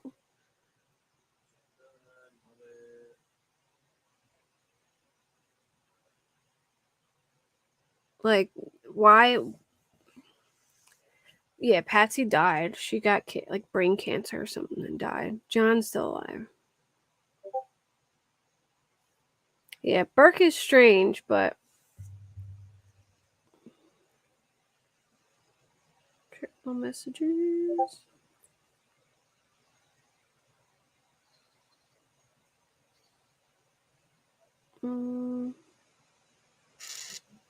Which, it's okay.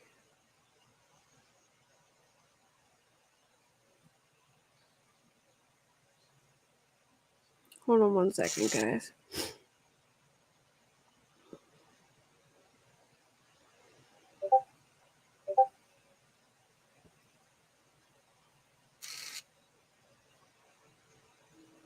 Sorry, I had to do something real quick. Yeah, Patsy's dead now. Do you think it could be like, do you think John could have been abusing her and like took it too far?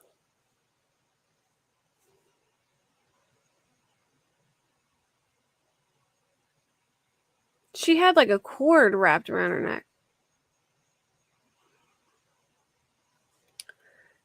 So, like, in a nutshell, Parker, what happened was Patsy Ramsey, I made a little pre-recorded video that, like, gives a little, it's only 8 minutes long. I mean, I could throw it up real quick if you want. If you want to see it. Just so you get, like, an idea, Parker, of what it... I'll just put it on, like, a couple times speed so we can get, or like 2 times speed so we can get through faster.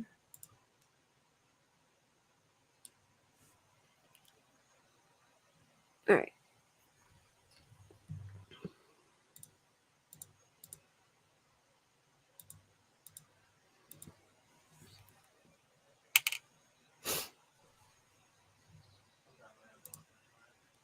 On the day after Christmas in Boulder, Colorado. On December 26, 1996, at 5:52 a.m., that's their Patsy house. Ramsey calls 911. Oh, also, Sarah, my friend and lovely mod, was in Boulder today and actually took pictures of the house for me. I'll show you guys after this. It looks exactly the freaking same.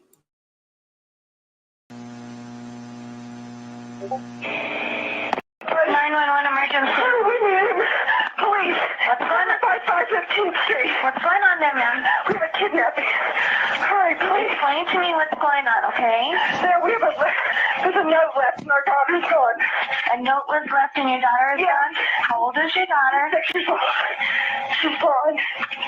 6 years old. How long ago was it? I don't know. I just found the note. And my daughter's... Does it say who took her? What? Does it say who took her? I don't know. There's a ransom note here. It's a ransom note? It says FBTC. Victory. Please. Okay, what's your name? Are you Kathy Ramsey? I'm the mother. Oh my God.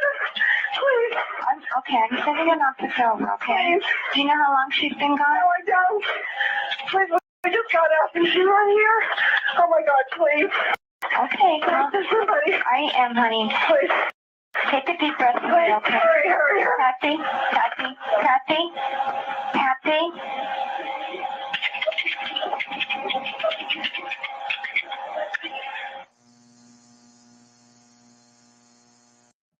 Her daughter, JonBenet, is missing from their home. She realized this after finding a ransom note.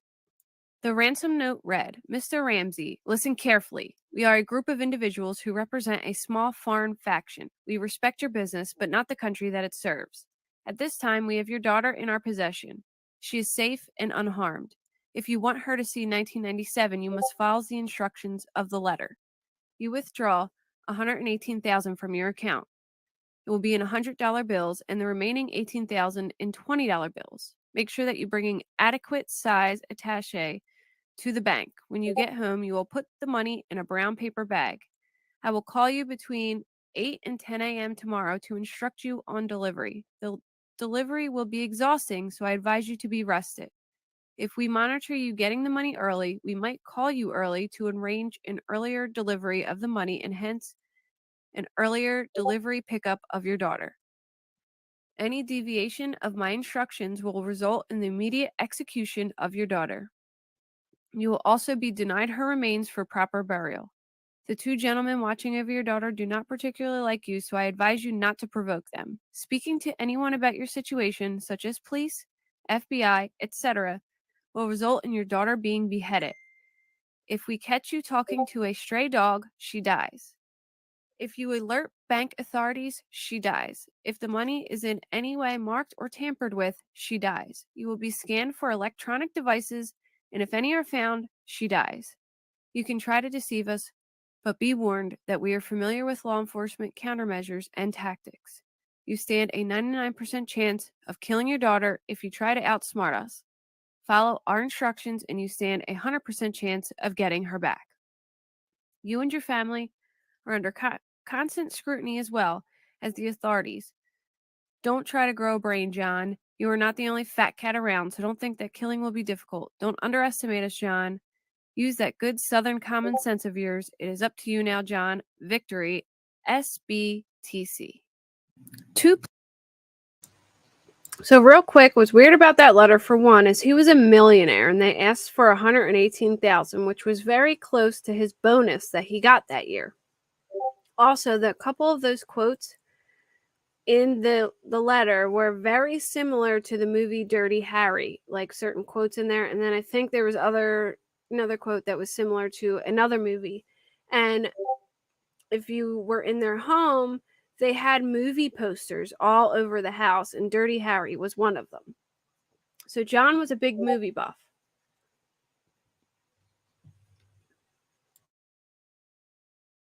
Police officers arrive on the scene within 3 minutes of the 911 call. Officers search the home, but one officer stops at a locked cellar door with a wood latch. He says he was looking for a spot that an intruder could exit, and it wouldn't have been there because the latch on the outside of the door. More law enforcement and family that was called begin to arrive, and police inspect John Bonet's room for clues because they believe at this time that she was kidnapped. Only John Bonet's room was closed off to prevent contamination, and as family began to arrive and console the Ramseys, they walked throughout the house and they started to clean and wipe surfaces in the kitchen, destroying most of the evidence left behind as they anxiously awaited the kidnappers' next instructions. While waiting, Detective Linda Arndt instructs John Ramsey and a friend to search the home again to see if anything seemed amiss. They first began their search in the basement, and they checked behind the latch door when they immediately found John Bonet. So real quick, they were all supposed to go together and keep an eye on him, apparently, according to this one detective who was on a show later. But and like Linda, the detective who was there, they were supposed to walk the house together to make sure, nobody was being weird.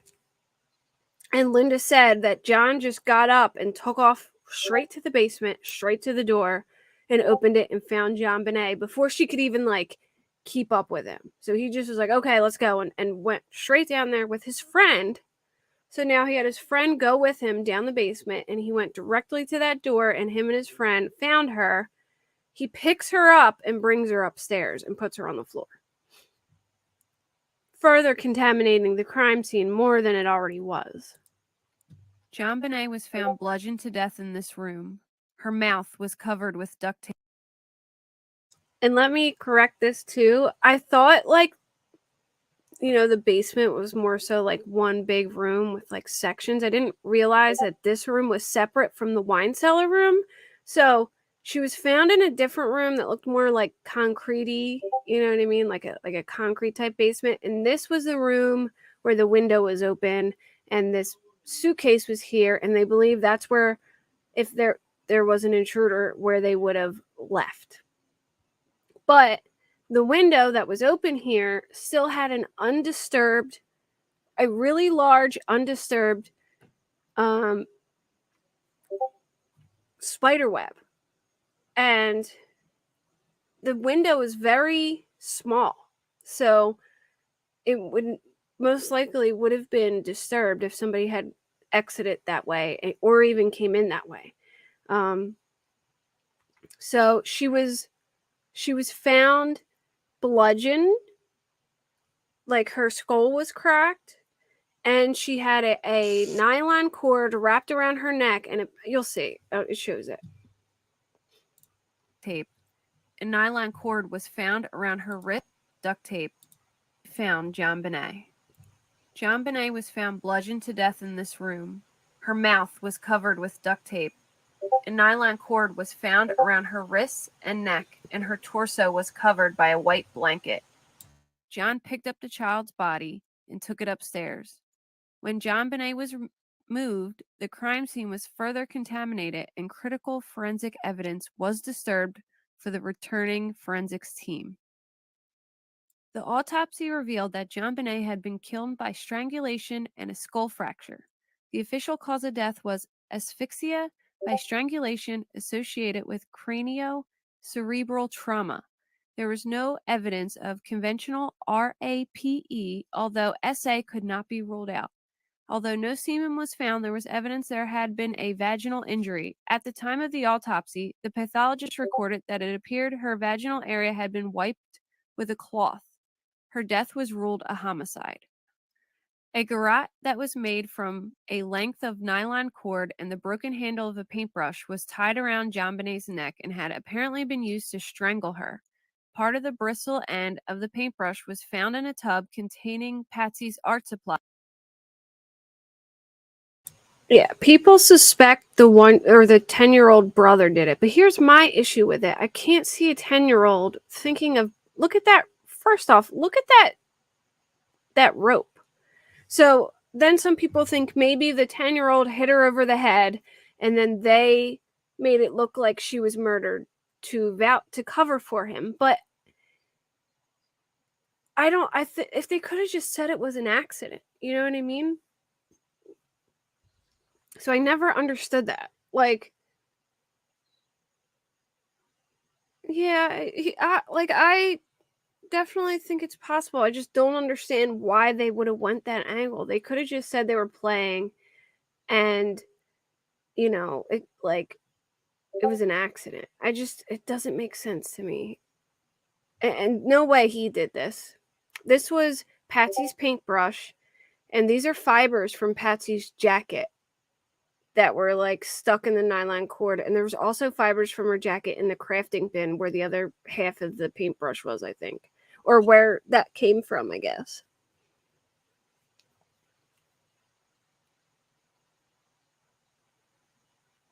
Yeah, the dad probably did the strangling stuff or whatever, but here's my thing. All right. If your one kid hit your other kid in the head and she was dying, wouldn't you take her to the hospital? Like, wouldn't you take your kid to the hospital and try and save it? I would have a hard time doing that to my own kid. Even if it was to save my other kid, I could never, that's what my husband said last night. He was like, no way you could ever put that thing around your kid's neck and do that to him. You know what I mean? To cover something up. You wouldn't be able to, your parent wouldn't be able to do that to their own kid to cover it up. But unless I think it's possible maybe the dad was abusing her and it went too far or something like that. But I don't know.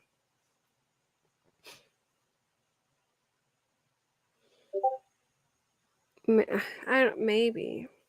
But I feel like if you put her in a chokehold, they would have been able to tell that. I definitely think it has something to do with inside the house, but I don't know. It's just strange to me, why they would have did that. Why wouldn't you just take your kid to the hospital and try and save their life?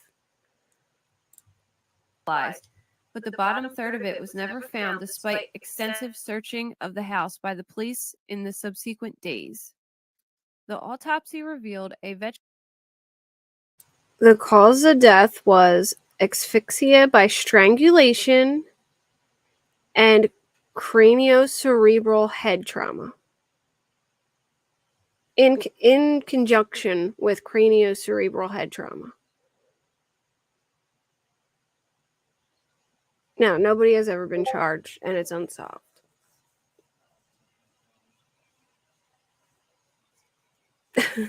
See, Ryan, I told you.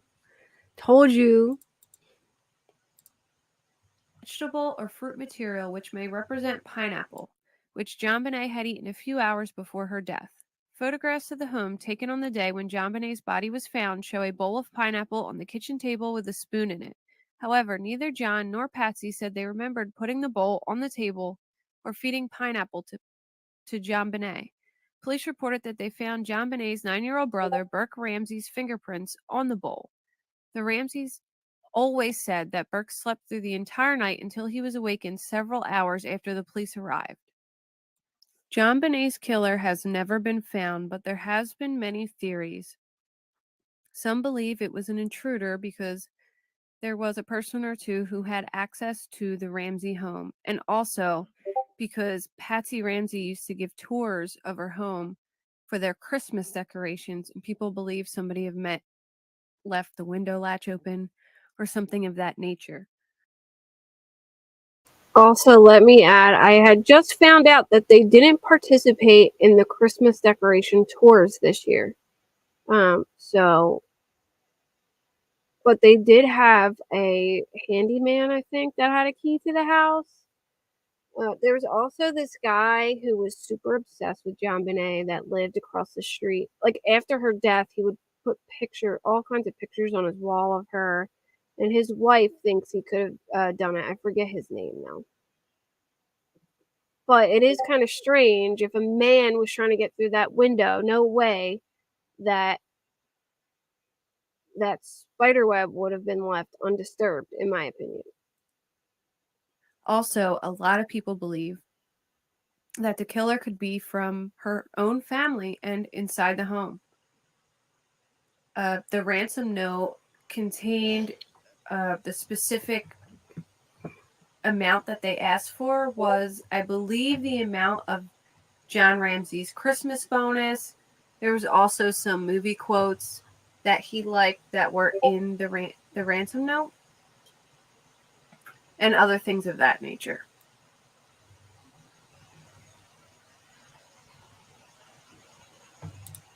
Oh shoot, I didn't mean to do that. So yeah, it's crazy. So I believe the only extended family there was is John had kids that were older and already moved out of the house. But they were from Georgia, so I don't know how many. They had a lot of friends. They went to a Christmas party too, the Christmas night. There's been rumors that like the guy who played Santa, I think, could have been the killer. I don't know. There's so many different theories. They had a lot of close friends, and John was a millionaire. I mean, the guy, he was a businessman and was a millionaire, which is weird that the ransom note didn't ask for more money, because like $118,000 is shit compared to the amount of money that he had. So it's really, I don't know. Oh, he was proved innocent? Oh, that's good. I didn't know that. But yeah, I know there was a lot of rumors about him at one point.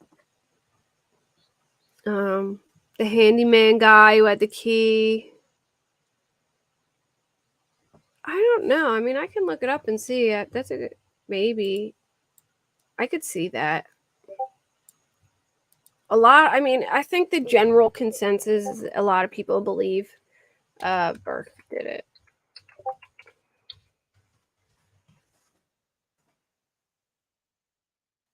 He did an interview with Dr. Phil.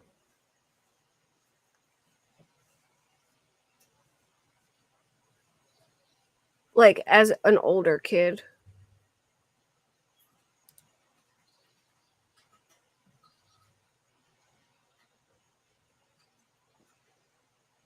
The brother of JonBenet Ramsey is speaking for the first time since her murder nearly 20 years ago. Burke Ramsey was just 9 years old when his sister was found dead. His parents went to great lengths to protect his privacy and keep him out of the media spotlight. Now, at the age of 29, he's speaking exclusively to the Dr. Phil show. Did you hit your sister over the head with a baseball bat or a flashlight? Dr. Phil asked McGraw. Absolutely not, Burke Ramsey said. Oh my God, he looks just like Patsy. He looks like the both of them, if their like faces morph together. It's so weird. Let me show a picture of him real quick. I can't play Dr. Phil because I'll get struck, but I'll show you what he looks like.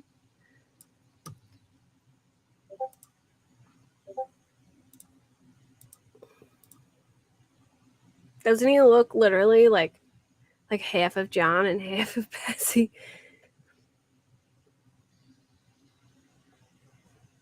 Yeah, he was 9. He's about the same age as me when it happened, maybe a year younger than me. Oh yeah, I'll show the pictures of the house. Hold up. I forgot, sorry. There's only like one or two because a dog came out barking at her and she panicked.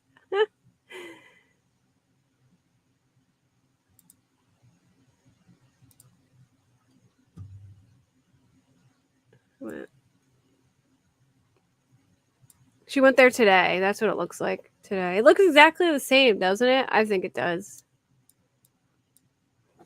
And then here's a video.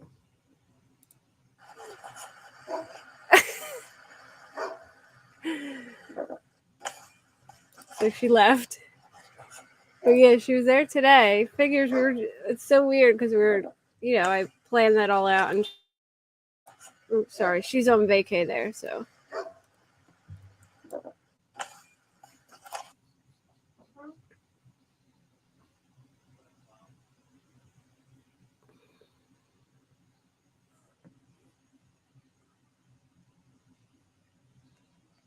One of the reasons the lead investigator believes you're the culprit on the Davis sisters' murders, you never asked about her welfare. He said, well, it's pretty much, hey, we can't find your sister. What do you think happened? And I was like, well, she's probably just hiding somewhere. Have you guys looked around the house? The next time I talk to somebody, she's dead. Burke Ramsey watched the interrogation tapes of police and a child psychologist interviewing him nearly 20 years ago. At one point, he was asked to draw a picture of the family in which he drew his mom, dad, and himself. Did you consciously not draw JonBenét?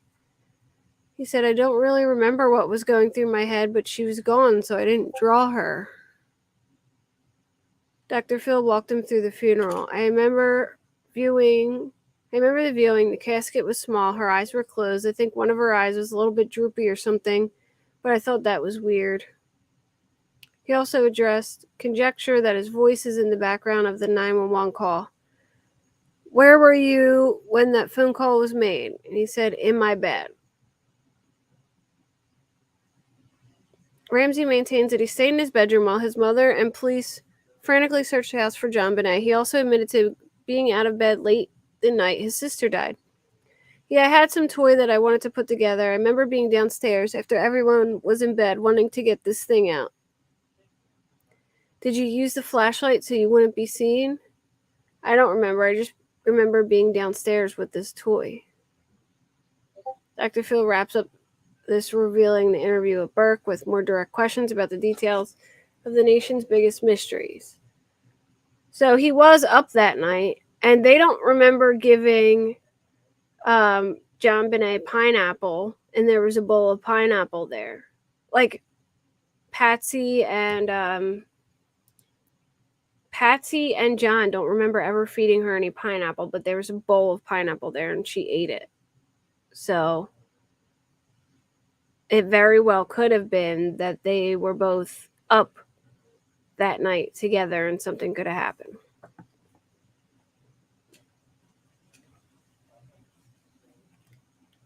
But I can't, there's no way a 9-year-old made that garrote, you know what I mean? Yeah, I think the casket was open, yeah.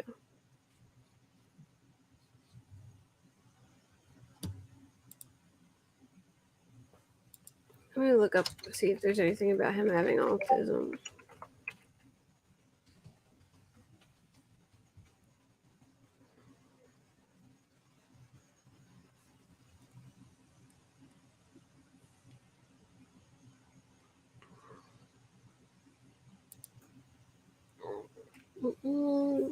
We are all pretty quick to notice that Burke Ramsey shows signs of inappropriate affect, which might be a common denominator with Asperger's disorder. A lot of people think he has autism, I believe.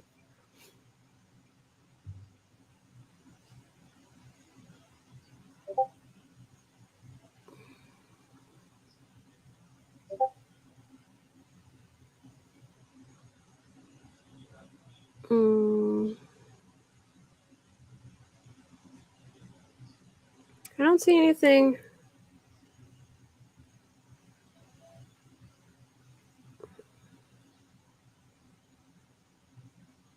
So someone said normal children don't usually smear feces in their sister's box of chocolates either. Did he do that? Let me take note of that so I can remember to look that up.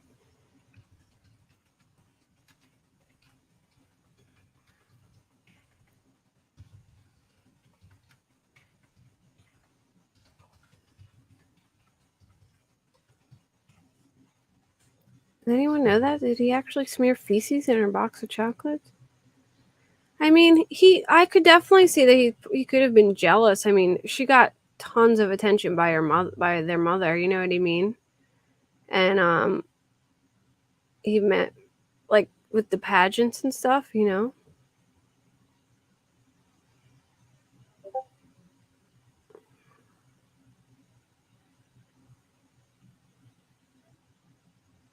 Sounds like he actually did that. Smeared feces on her chocolates? What the hell?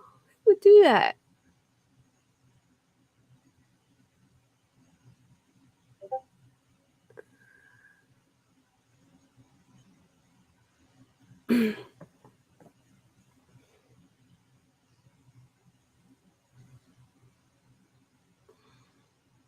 Trying to see if I could find anything else.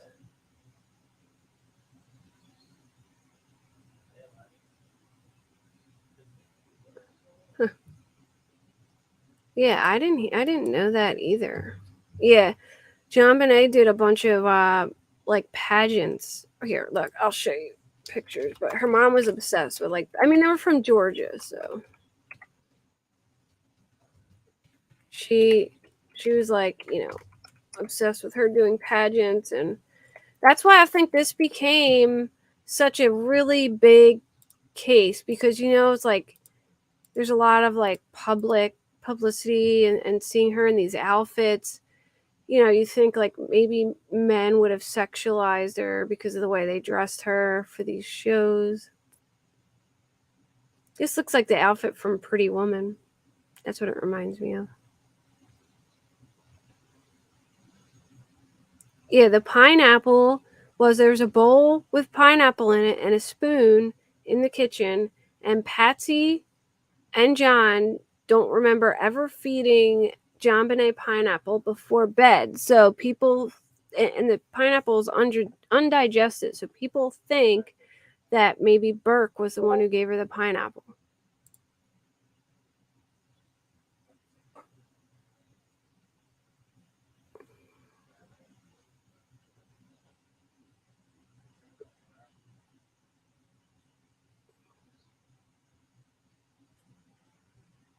Yeah. Along comes Honey Boo Boo.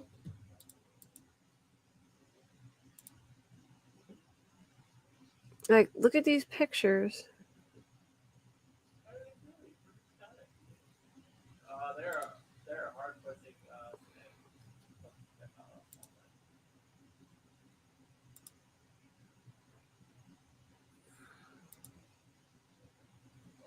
Um,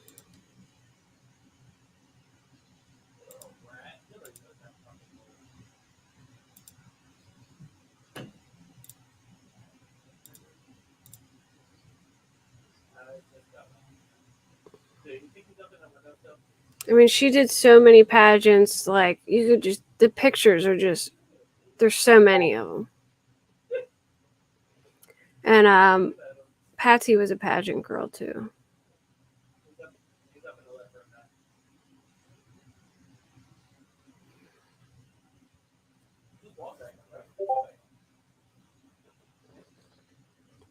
So yeah, but I'm gonna end it because it's over 2 hours. She doesn't know. She doesn't look happy in any of these pictures. But do not miss Wednesday night. Like I said, there's gonna be a ton of people here. We'll be talking about this case. All the big true crime people. It'll be lots of fun, so don't miss it.